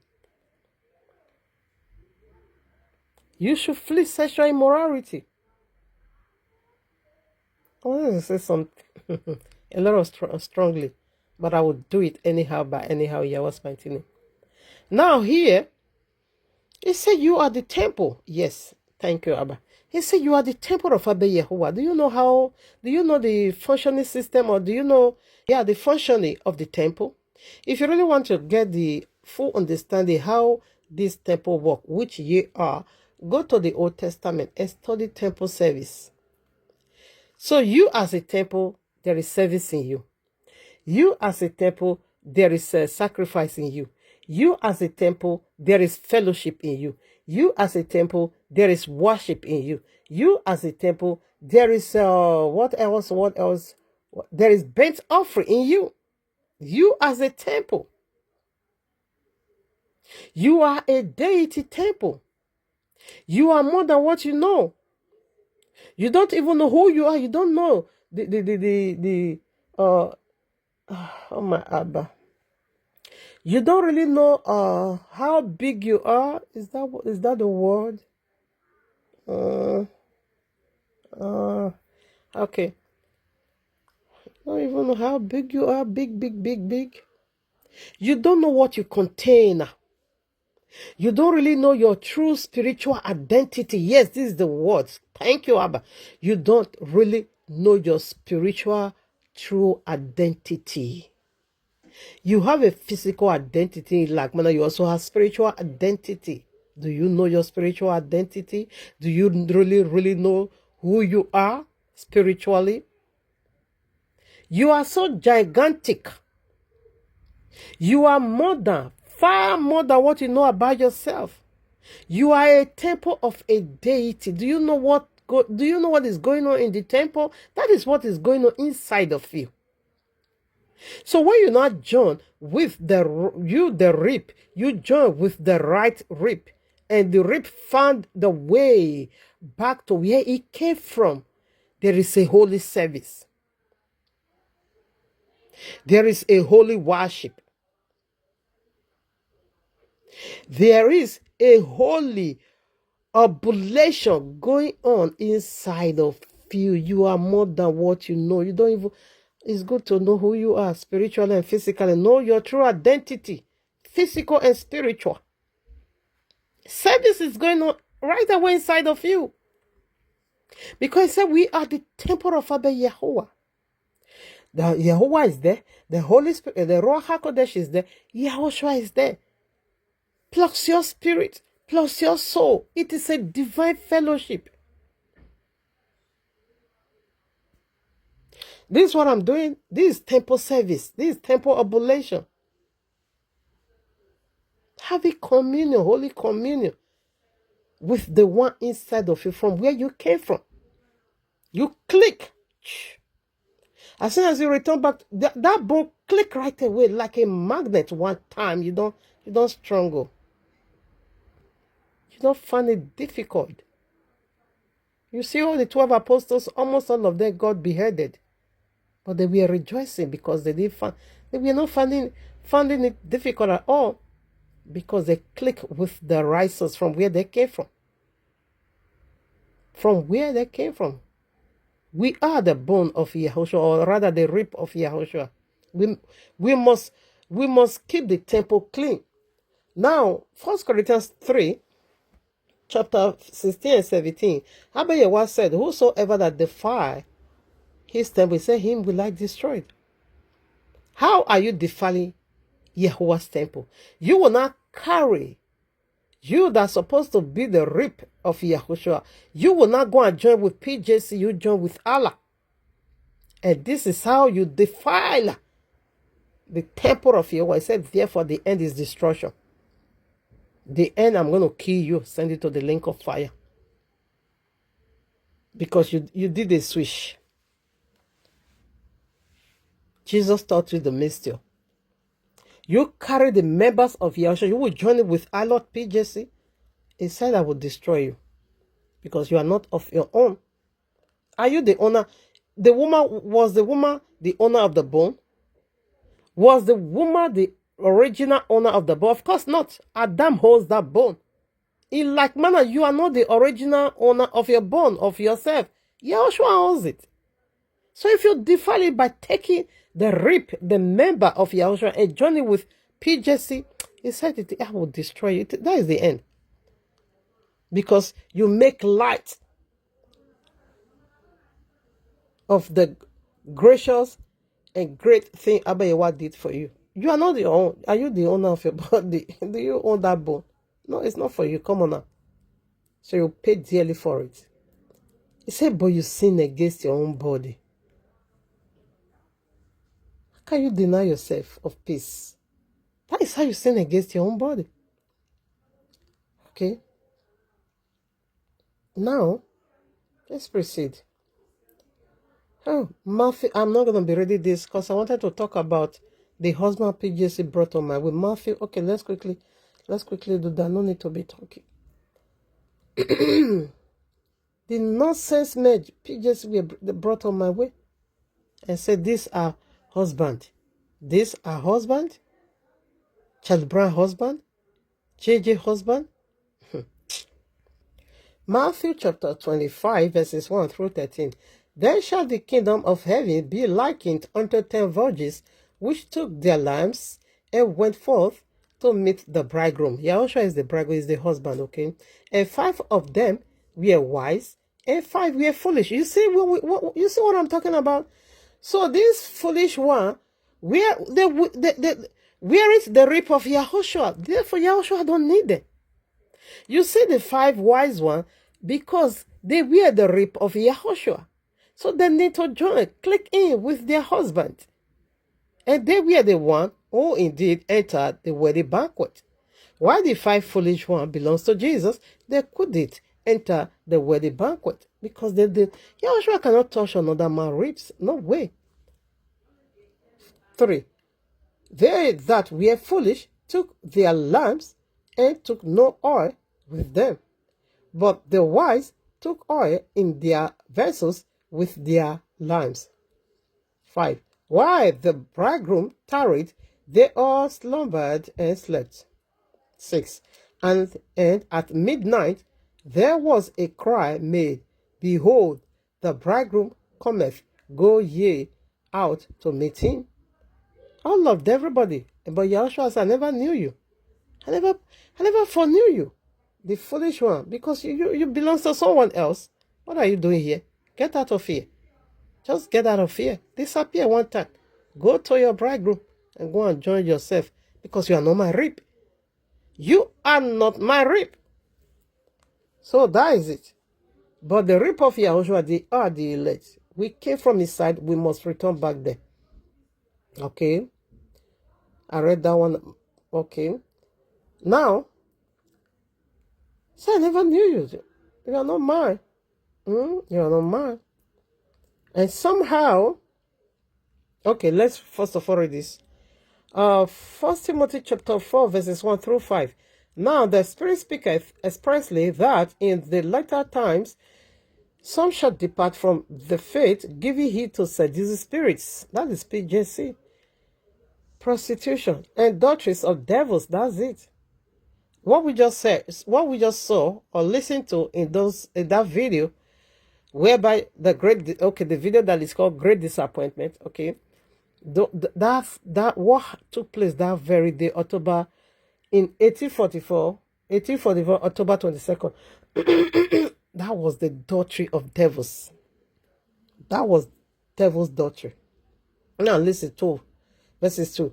Speaking lies in hypocrisy, having their conscience seared with a hot iron, forbidding to marry, and commanding to abstain from meats, which Yahuwah had created to be received with thanksgiving of them which believe and know the truth.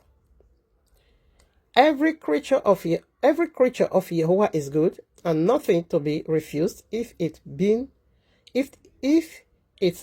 received with thanksgiving, and for it is satisfied. Okay, by the word of Yahuwah and prayer. All right now. So why are we here?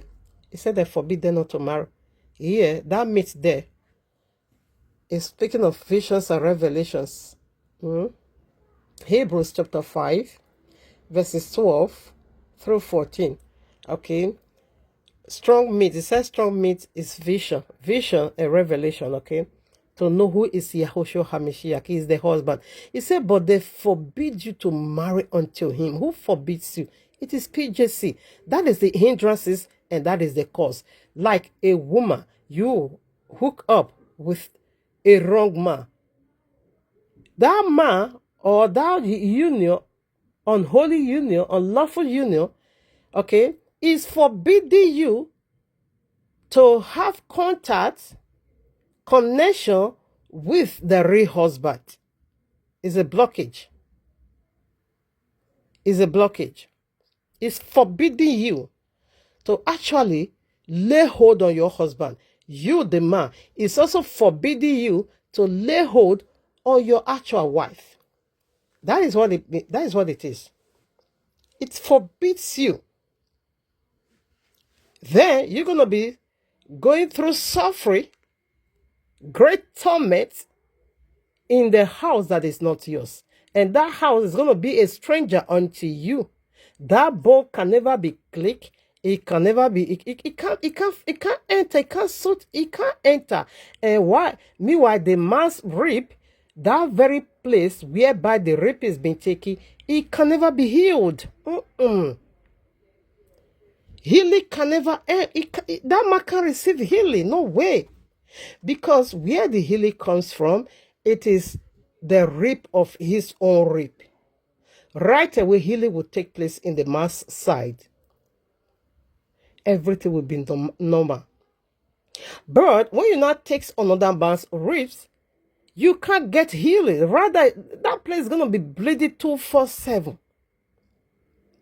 It's like, man, take it to spiritual husband. Take it down to spiritual. Jesus' fat don't even have a side self. Okay, I can also say he have. Whether the people five foolish virgin, whether they click with Jesus, see Jesus can never receive healing. Jesus is eternal soul. He can't receive healing.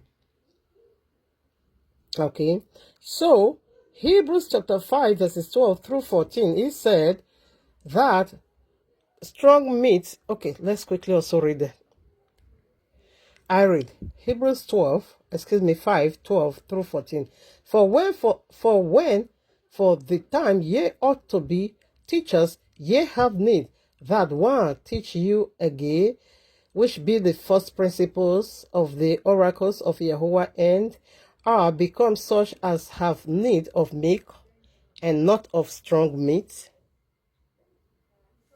Meat is to just quote John 3:16. Listener, for everyone that use milk is unskillful in the word of righteousness, for he is a baby. 14. But strong meat belongs to them that are of full age, even those who by reason of use have their senses exercised to discern both good and evil. Did you get that? Strong meat is visions and revelations to know. 2 Corinthians chapter 12 verses 1 through 5. Apostle Paul said, it's good for me to boast that I'm a born again, I'm this and that. He said, but it's not profitable. He said, but rather I will go for visions and revelation of Yahushua HaMashiach. You want to know him, your husband. From where else you will be taken? You need to return back there. You want to know, you want to find your way back to his side where you were being taken. But whereby you take it the other way around, you not go to that of Jesus, I bet you want to say you defy him. By so reason, say you defied him, by so reason it will destroy you. It's judgment. So what are we talking about? Journey with PJC, CBO, EJJ, wrong spouse are hindrances and cause to your glory, to your rest and to the glory of your rest and marriage. Okay, I think so. That's the title. That's what this is. This is just the message. Okay, and then Matthew. Let me also quote that. I'm not going to be reading that. Through visions and revelations, Peter knew this is Yahushua. This is the awaited Messiah, the prophesied Messiah. Matthew 13, Matthew 16. Okay, let us also quickly read there. All right, Matthew chapter 16, 13. When Yahushua came into the, okay, I think I will just skip that one. Where is it? Okay, let's read. Okay, let's read. Matthew chapter 16, verses 13. When Yahushua came into the coast of the Caesarea Philippi, he asked his disciples, saying, whom do men say that I, the Son of Man, am? 40. And they said, some say that thou art John the Baptist, some Elijah, and others Jeremiah, or one of the prophets. 15. He saith unto them, but whom say ye that I am? 16. And Simon Peter answered and said, thou art the Messiah, the Son of the living Yahuwah. 17. And Yahushua answered and said unto him, blessed art thou, Simon, for flesh and blood hath not revealed it unto thee, but my Father which is in heaven. So know Yahushua, it takes visions and revelations. And that is how you marry unto him. But if you refuse to do this, this is how they forbid you to marry to him. They forbid you, oh my, but what is this? You are a liar.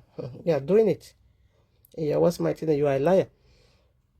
And this is how they forbid you not to marry to Yahushua. Okay? Because it said they forbid them not to marry. And how are they how did they forbid you not to marry? They will become a stubborn block. You will join with them. And by so doing, hindrances. I'm talking about physical and spiritual marriage. Hindrances. And the right one cannot come. But Yahushua, the fullness of time, he break in. How dare you? Can you stand on this so you decrease? In my own case, not just me, all the elect, Yahushua, he break. I said, let them go. This is my rape. Let them go. You cannot utterly deceive them. No, it is not possible.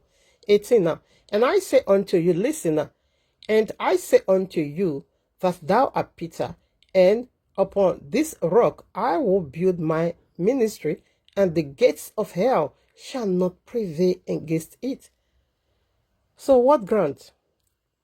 What rock? Yahushua is going to be building his ministry. Visions and revelations. To know Yahushua, it takes visions and revelations. And for Adam to know his wife, he also takes in visions and revelations. Right away was revealed unto him. Right away he knew, this is my own bone. Right away, this one comes from me. Visions and revelations. 19.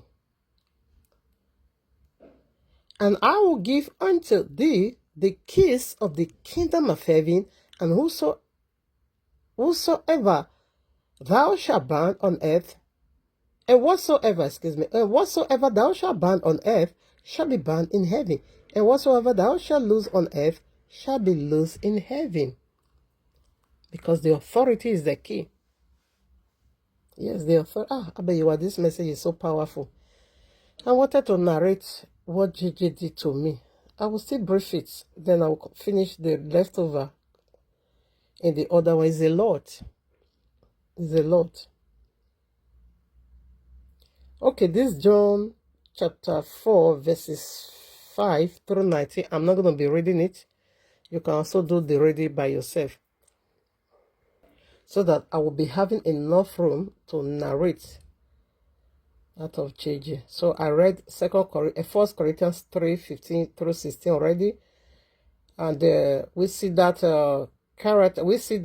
judgment in Leviticus chapter 10, verses 1 and 2, Nadab and Abihu. We see how Abayewa destroyed them because it said they caused strange fire. When you not take the rib of Yahushua and you not join it with PJC High Lot, and Abayewa said, you are calling strange fire. You are just calling strange fire. Therefore, a holy fire will come to devour. And this is how he destroyed the temple. He said, whosoever that defile my temple, him will I destroy. Because you as a temple, a fellowship is going on over there. Okay? Divine fellowship is going on inside of you. You as a temple, a divine fellowship is set in you. Is holy, whatever. Not whatever. I'm really strongly, but I almost done, no problem. Thank you, Abba, that I was able to do it. I'm able to do it. Now I was, oh my Father, what is going on here? I go give mama today. Afia mafin Jesu te. I go give meme tonight. Afia mafia la te. I go give meme tonight. Afia mafi Jesu now. I go give meme tonight. Afia mafia la te. The devil is really fighting themselves, not me. Okay, so where you join with the wrong husband, the wrong wife, this is the picture. We are taking it both spiritual and physical. So Nadab and Abihu, they now offer a wrong, or they were trying to burn incense wherever in the temple. Okay, so to Abba Yahuwah, they were not ordained to do that. That wasn't their calling. Abayewa never, anoint them to do that. So Abayewa now sent fire devoured them. That is how he destroyed the temple. He said because they were calling strange fire. So when you not take, like everything Christian is doing, is calling of strange fire. And it is the penalty, it is second death. Because you are not taking what the Yahushua did. You are not using it to glorify one high lot, PGC. That is strange fire. Come on now. That is strange fire. That defiled the temple. So you see that woman in John chapter 4, verses 5 through 19. She married to 6 husbands. And this is how you sinned against your own body. You keep hurting yourself. You keep, bringing bad news to yourself. You keep, giving people the room and the chance to talk bad about you. Because you keep journeying with the wrong spouse. It can't fit. It can't work. Yahushua said unto her, You have already had 5 husbands. In fact, this sixth one you also living with is not also your husband. The woman has said, I know. How did she know? Because history keep repeating itself before her. She keep, you see, all 6 husbands, what heart is, what she carries, is that still a heart or a shattered one? A pashy heart, a broken heart. This is how you sinned against your own self. That you despise yourself by your own self. That you couldn't respect yourself and say, no more of this nonsense. I need to seek solution for this misfortune, because it's hindrances. Okay, where 6 men walked, a heart that 6 men walked with. What is the condition of that heart? And how many years is that? So this woman keep engaging herself with wrong men, with wrong husband. She weary their rib. So that was why it couldn't work. She was not their rib. The first one, it was excess, large. It didn't fit. The second one, it did not fit in. The third one, it did not fit. That rib did not find peace. It did not find, a penetrated ground, penetrated ground. Oh no, this is horrible. But Abba Yahuwah, judge this spirit that is fighting me. I'm strongly with my tongue. But nevertheless, I would do it here. What's my today? So that rib couldn't find a soft ground to land. He couldn't perform. He couldn't bring out the characteristics of a builder. That rib, he couldn't penetrate at all. He couldn't become a pillar for first husband, second husband, third husband, fourth husband, fifth husband, sixth husband. That rib couldn't become a pillar to any of this at all, because they were not Adam. So those men never received no healing. She couldn't build at all, nothing in them. She couldn't become a pillar at all, because she hooked up with the wrong man. Imagine a heart that walked with 6 men. So he imagine woman keep receiving heartbreaks.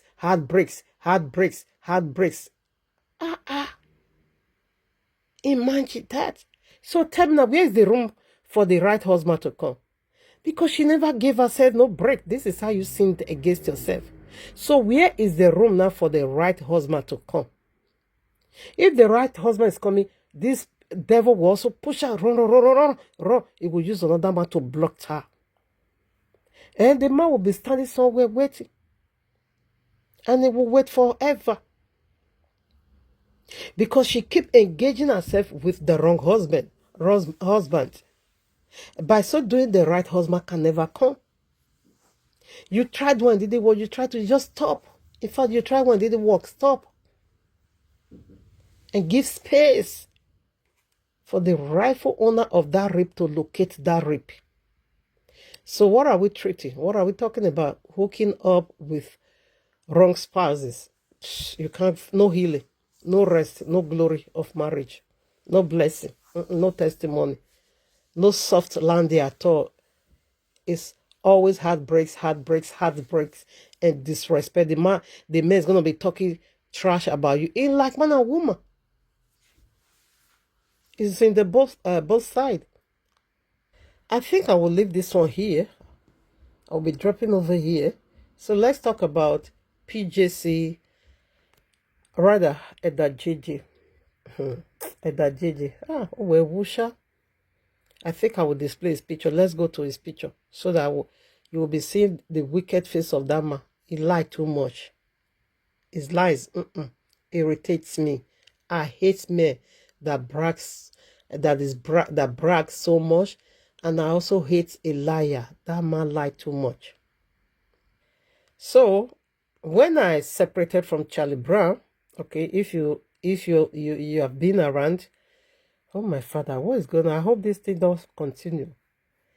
If you've been around this long time, we started this journey, you will know about it. You see, it's a diabolic man. It's a diabolic man. Okay, First Corinthians. Okay, excuse me. I quickly, the foundational scriptures.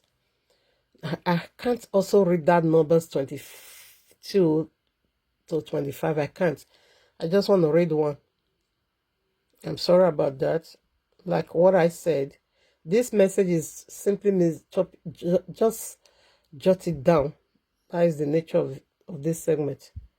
It's just the nature. Because no room to read that one also. It's a long chapter. Oh, my Father. John chapter, Acts of Apostle chapter 4, verses 13. I want to read. Now, when they saw the boldness of Peter and John and perceived that they were unlearned, illiterate, and ignorant men, they marveled and they took knowledge of them that they had been with Yahushua. Why am I here? Like what I said in the one I did on the Shabbat, that my education, I only had primary 3 education, and I couldn't also finish that primary 3. So literally, the education that I have is primary 2 education. Just primary 2. Primary 2 education. Because at primary 3, my papa married me off 12 years. He married me off to his friend. So I was unable to go to school. I stopped. So literal, my education should be primary 2. Because primary 3, I couldn't finish. I only finished primary 1 and 2. All right. So when Yahushua came into my life, he taught me how to read, how to listen to part. You will hear some there. Okay.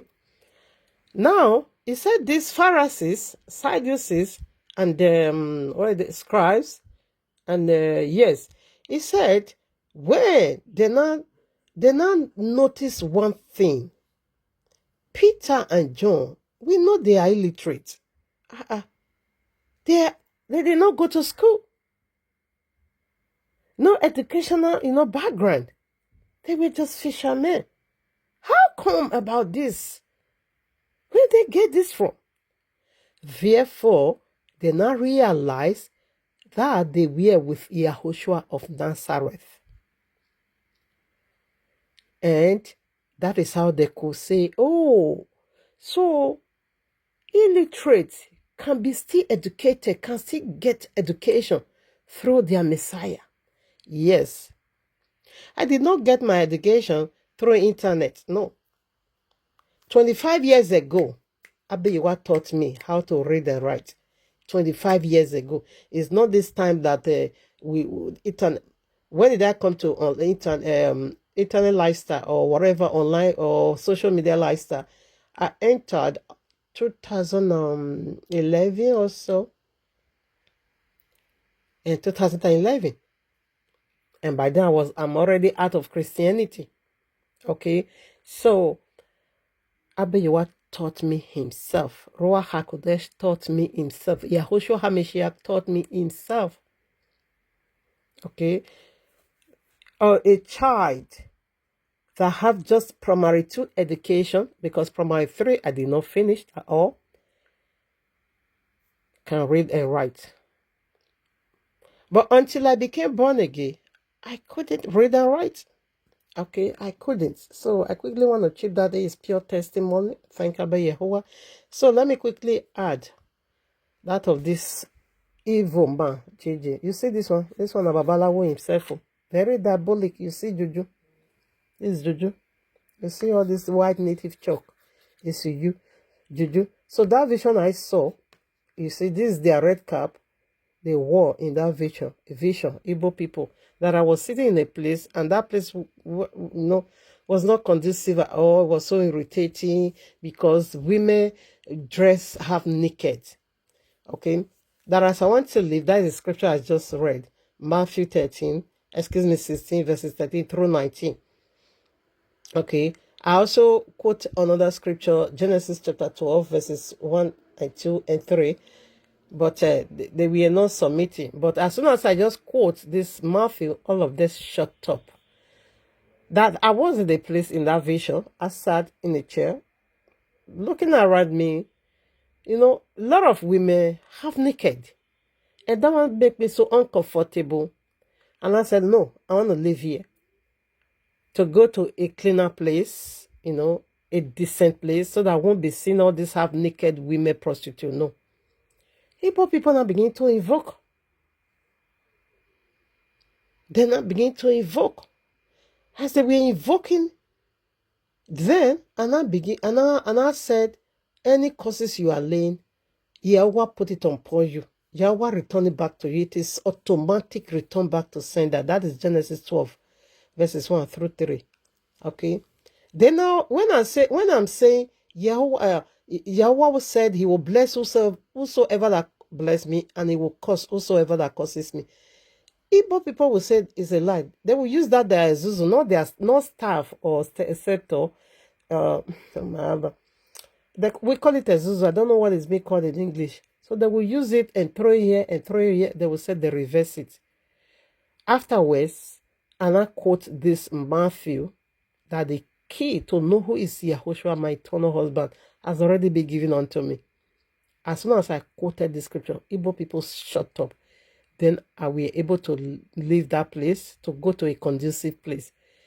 Before I knew it, PJC grabbed my neck. He dragged me to where that place where women dress half naked, where women make their private part a public part. He now dragged me more now to them. Okay, he dragged, and he now began to report me to one and say, the nature of the message I'm doing, I'm calling on my Yahuwah to come and deport him out of this land, out of this earth. I said that he is illegal.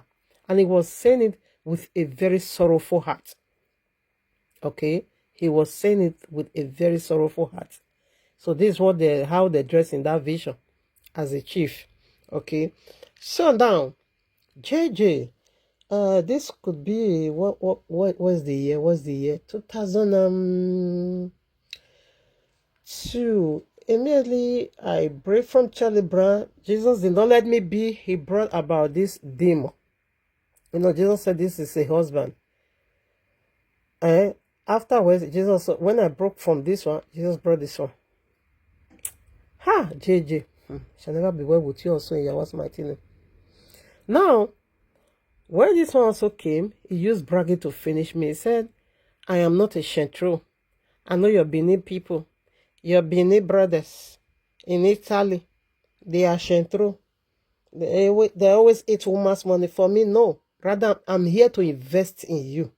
I have 24-story buildings in Humaya.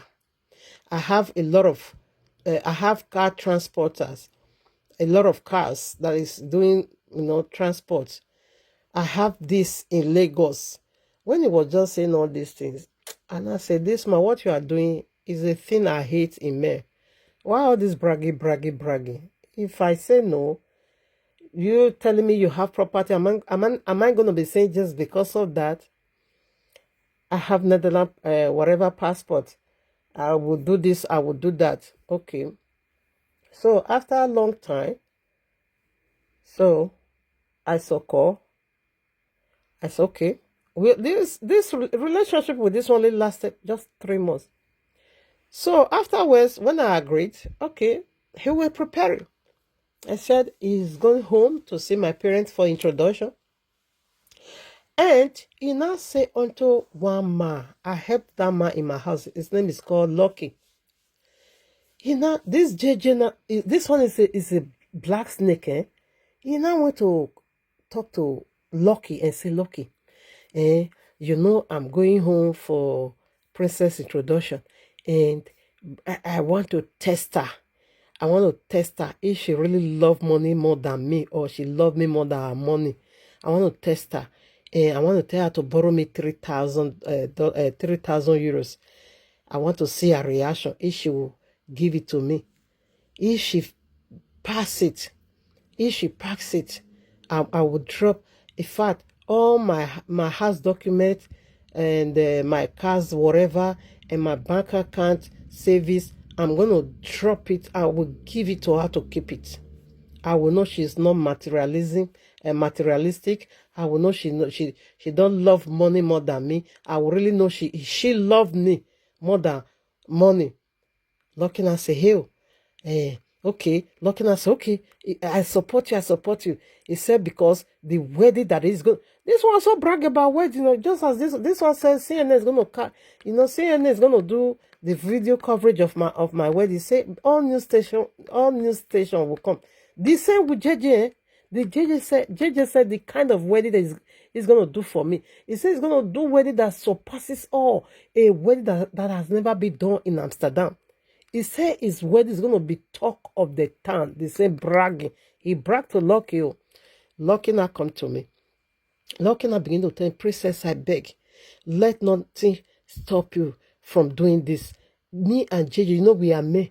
We were just discussing. If you see the plan JJ have for you, please, he want to test you.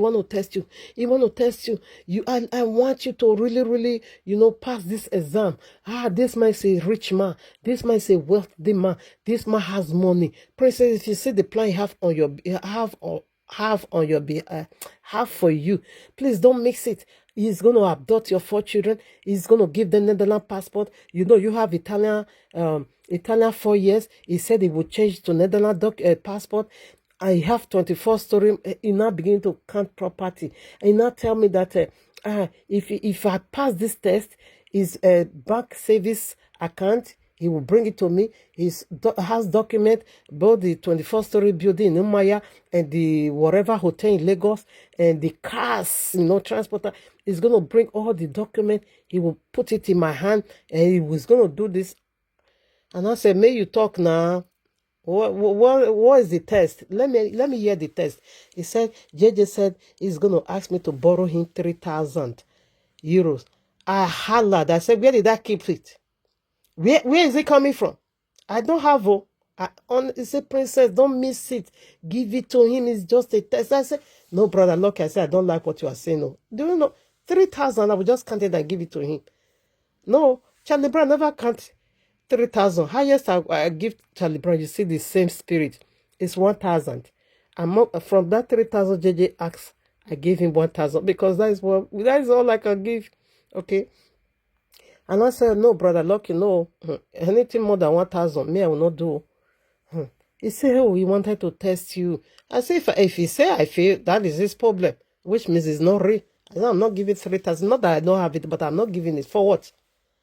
For what sense? He said he will pay. I said, but I'm not giving it. So, afterwards, JJ came. This one is a serpent. As he came, and I said, baby, I want to test you.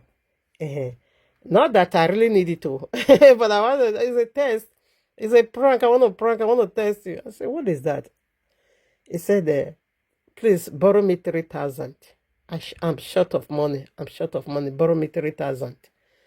My money is not here. My money is in Nigeria. And I said, no, sorry, I don't have my money. The money I have is my business money, and I will not touch it. The only money that is free in my hand is 1,000 euros, so I can give you that one. I say, oh, thank you. I think this man bought ticket with that money. He said, oh, thank you. And I think this guy did not also go home for my sake. He go home for his people. And I gave him the 1,000. Then, afterwards, oh my father, this one is a long one again. Let me just talk about this too, then we'll continue the other video. So, when I was prepared, okay, now he is traveling to Nigeria. So he now gave me about 280 euros that I should buy things for him that he's going to share for my family. And I said, okay, no problem. So the money I used to buy things was over 2,000. I bought quality things in honor of him. Nice luggage, put everything in. I also bought, in fact, the things I bought for his family also is over 500. Okay, so that is woman. You gave us just on blade on air. he gave 280. I blow it on air. I spent over many thousands of euros, okay, in buy things just to honor him and say he is the one who bought it.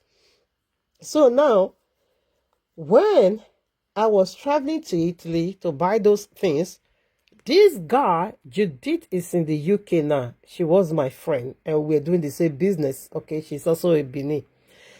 JJ now went to Judith and also make some requests. He gave a list of things Judith needs to buy for him. Okay, so the things Judith bought was almost €1,000 for him because he's traveling to Nigeria. Almost €1,000. So after Judith bought her those things, we both traveled that period to Italy. We returned back. So she now called JJ to come and collect the things he ordered. He asked her to buy for him. So JJ now went to Judith's house and collected the items he ordered for, without giving her 10 cents, almost €1,000. Right away, JJ now drove to my house and say, Princess, hey, friends, can you imagine what your friend did? I said, what is that? JJ said, Judith, he said, look at the things Judith bought for me.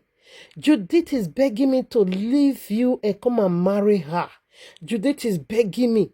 I said, what? He said, Princess, you can't imagine this. Look at the things. I said, yes.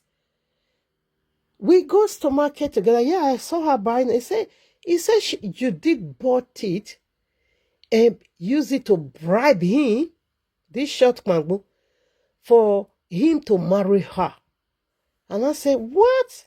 My friend, Judith? He said, yes. I said, no way. He said, yes. He said, that is why I brought the things to you. So I was not really, really disappointed at my friend. So when she is calling me, I refused to pick her call. I was so hungry. So what is this? But this JJ was there, all this. Why did you go to her? Now that JJ are coming to me, like say, JJ now say because the plans I have for you, baby, is massive. He said, because when you did not begin to know that I have a good plan for you, now Judith is jealous. So you want to claim, you want to snatch me now, you want to snatch me from you. So I was not angry with Judith. I did not pick the call. I called. I didn't pick the call. So all of a sudden, until the day after JJ traveled. JJ traveled just 2 days. Judith did not call any longer. She come to my house and put her hand on my bed, and she now begin to ring. And I pick. As I pick, who is this? He said, I mean, Judith, why not they pick my call? I said, now you the ring like this. He said, but why are you not taking my calls? Please, open. I have some very serious, matter to discuss with you. So Anna opened. She now come in. She now said, where is JJ? So JJ carry my money, go Nigeria. JJ, go, travel to Nigeria without paying me my money. I said, paying you which money? He said, the things I bought for him. I said, you are lying. You use it to bribe him to leave me and come and marry you. Judith said, what? I said, yes, that's what JJ told me. JJ told me that you bought all those things. I also saw it. He brought it to my house. He brought it to me. I saw it. JJ said you were using it to beg him to leave me and come and marry you. You did not afford that. You did not say, well, please. You have his number. I say, yes. Judith said, Princess, you know me for a very long time. This is a lie. JJ lie on me. I can't do such. Was I not the one who begged you to follow JJ? Was I not the one who begged you to give him a try? Please, I can't do a thing like that. You believe that nonsense? Judith was crying. Princess, you believe this nonsense? I was confused. He said, please, if you have his number, let's call. Put it on speaker and let me talk to him. Where? He called me this morning. Judith now brought a book and said, you see, these are people that, that bought this product for me. JJ indeed was there. And he wrote them almost 1,000 euros. Now, and I said, okay, let me call. And I just called JJ. JJ picked phone. We were just discussing. So later, Judith now said, JJ, why did you say to my friend that I bought those things to bribe you, to leave her, and come and marry me? As soon as JJ heard Judith, what Judith said, JJ dropped the phone. He just hung the phone. I'm not beginning to call. JJ never picked that call any longer. And I say, what? From there, Judith now open mouth and say, Princess, this guy is a wrong person. Please, drop him. And JJ was also dating Jemima, one Ghana lady. We were in the chorister. Later, JJ now also come to me. When that one I begin to see JJ carry me, when we could finish from the Kovu, JJ will use his car to carry me home. When I'm going to airport, traveling to Italy, JJ will use his car to bring me to Skipo. If we're doing that, when we want to do shopping, yeah, if we're doing all those high service. Jemima now begin to, if I greet Jemima don't answer me any longer. And I said, what is the meaning of this? And I tell JJ, I don't, because we're going to the same fellowship or church or whatever. And I said, I don't know what I did to Jemima. If I greet her, she will not, she will just, bypass me. She will not answer me. She will just ignore me. JJ now saying, don't mind her. She's jealous. Don't mind her. He said, this Jemima, we cooking Ghana food for him. She were trying, using body, trying to seduce him, to marry her. I don't like Ghana people. I don't like her. Now that she saw that he come to me, and that is why she's envious. He said she were trying me. She did a lot of things. She would just cook food in her house. She would invite me to come and eat. And I would say, oh, so thank you, sister. It's not good, for a single man or a single woman, to be, like this. So JJ will just thought, this one finished me. Then Judith now told me, JJ is dating Jemima for a very long time now. He's dating Sister Peace. He's dating whatever Choma. This one, Choma also, I forgot their name. She now count how many people. I say, are you saying the truth? He said, my sister, this is what I heard. This is what people told me when they begin to see you and JJ. They not begin to say, oh, this is your friend. They are taking the wrong man. JJ is a wrong person. He's a very nonsense man. And I said, what? Really? He said, the lie he told. Okay, if he's not like, why did he hang the call? And you are be calling, why did he pick the call? And I said, that's true. And I begin to find. So this thing not really helped to reset my brain. And said, no, this one I want only 3 months. This one, I'm cutting you off right away. I'm cutting you off. Now, when I cut off JJ, what did JJ do? Another of my Mama Jik, we were very close. We were, we go to church together. I hate calling this language, but let me use it for you people. Okay, when I want to talk about YAHUAH'S own, it's a congregation or ministry. But when it comes to Jesus, it's a church. Okay, it's a kovu. Now, I and Mama Jik, we always do house fellowship. This week we will do in my house. Next week we'll go to our house to do. We will study, we will pray as a sisters in Christ those days, okay? When I cut off JJ, when I dumped him, I said, no, this is not what I want. Only 3 months. I said, no way. I can't continue. JJ now went to this my friend, Mama Jiki. He was the one that dropped Mama Jiki when we finished the service. He now told Mama Jiki that he want to marry her. Mama Jiki now said, okay, right away. That one did not even care about me any longer. That this person first have something with my friend. She didn't even bother. JJ stopped that our fellowship. Because when I get to know that Mama Jiki is dating JJ. And I said, no, you can't enter my house any longer. Enough. You can't.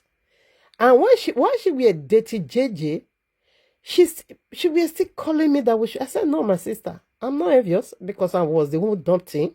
It's not what I want. But I don't want you to enter my house. No.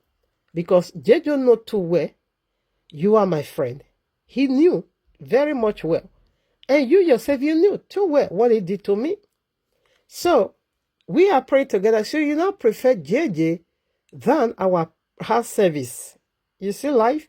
And I said, my sister, sorry, right now we drop the house service, house fellowship. No more house fellowship. We won't pray together any longer. That was how JJ destroyed that prayer group. Now, you know, lied to Mama Jiki and said, I'm going to give you Netherlands passport. That is how he's deceiving us. I'm going to give you Netherlands passport. But I will not do it here in Netherlands. You can go to Spain or you can go to France. JJ moved Mama Jiki out of Netherlands. That one I really found that way, I think, to Spain. When he got there, JJ blocked her. This one is a devil. JJ blocked her one time. And when Mama Jiki see that JJ dumped her already, she will not calling me. I refused to pick her call. I said, no, you are not a friend. JJ again, we are finding way by all means to get back to me. To just get on me, to get back to me. He not also my own biological sister. My own sibling, the same mother, not the same father. JJ also go to her and ask her for sexual relationship. That one I said, brother, are you normal? You almost married my elder sister. How dare you come to me, asking me out for friendship, sexual friendship? You telling me you want to marry me? You that almost married my sister. You that, brother, I don't want to insult you. You know, say, I didn't sleep with her, and I didn't sleep with her. I was just asking her, not that I slept with her. Since we did not marry, did it work out? You see, your sister dumped me, and I didn't sleep with her. So there's nothing wrong if I have to come and marry you now, our younger sister. That one I said, what are you saying? What are you just saying? Am I hearing you talking? JJ now denied that I did not have sexual intercourse with me to my own biological sister. You want to have sex with her? That one I said, no way. Whether you have sex with my sister or not, I don't need you. Because you almost married to my sister. I don't need you. I don't. So he said JJ keep disturbing her. JJ keep begging her. She now threatened JJ and said, I'm going to tell my sister. What you see this nonsense you are telling me now? I will tell my sister. And that one he did now came to tell me. And I said, so this is you see, Jesus will just bring on my way. Is this one husband? So assuming my enemy forced my way into him, whereby I see the signs, I see the signature, the written code everywhere, the red light, danger, I'm ready, the signboard, I say this one, again, it's an error. This one, it can't work also. Assuming I ignored all those signs and I still force myself in. This is the kind of man my enemy wouldn't have been marrying to. So what would have happened to my heart? What would have happened to my heart? My heart condition? Just fix it. How? What place are you going to be fixing now my heart condition? Assuming I'm married to such devil incarnate as this man. You have sexual intercourse with my own friend. We are sisters in Christ. We pray together every week. My house and the house, we fellowship, we enjoy whenever we come together. We were just doing it like that. You now back past me, you now begin to date her. That one that couldn't even read the signs, She fall into it. Afterwards, you now also return to my own sister. So that is a husband Jesus brought on my way. Anyways, I would like to drop it here. The lie this guy used to finish me, I will continue in the other one. So these are the nonsensical men PJC keep bringing my way. Anyways, family, I'm done for now. On the Shabbat, I hope we end with the Shabbat topic. I hope we end over there. So these are the men Jesus keep bringing my way. Nonsense upon nonsense. From fry pan. This is what Nigeria say called from fry pan to fire. This one is fry pan and this one is fire. This one is a glutton. We would have just consumed the leftover from this. So these are the men Jesus, nonsense men Jesus keep bringing. All right, family. Thank you, Abba. Bless your holy mighty name. I love you so much. Thank you for seeing me through. Love you so much. Thank you for everything. I really do appreciate I thank you for my freedom. I celebrate my freedom. I rejoice over my freedom. Thank you, my Abba. I love you so much. Hallelujah. All right, family. You hear from me on the Shabbat.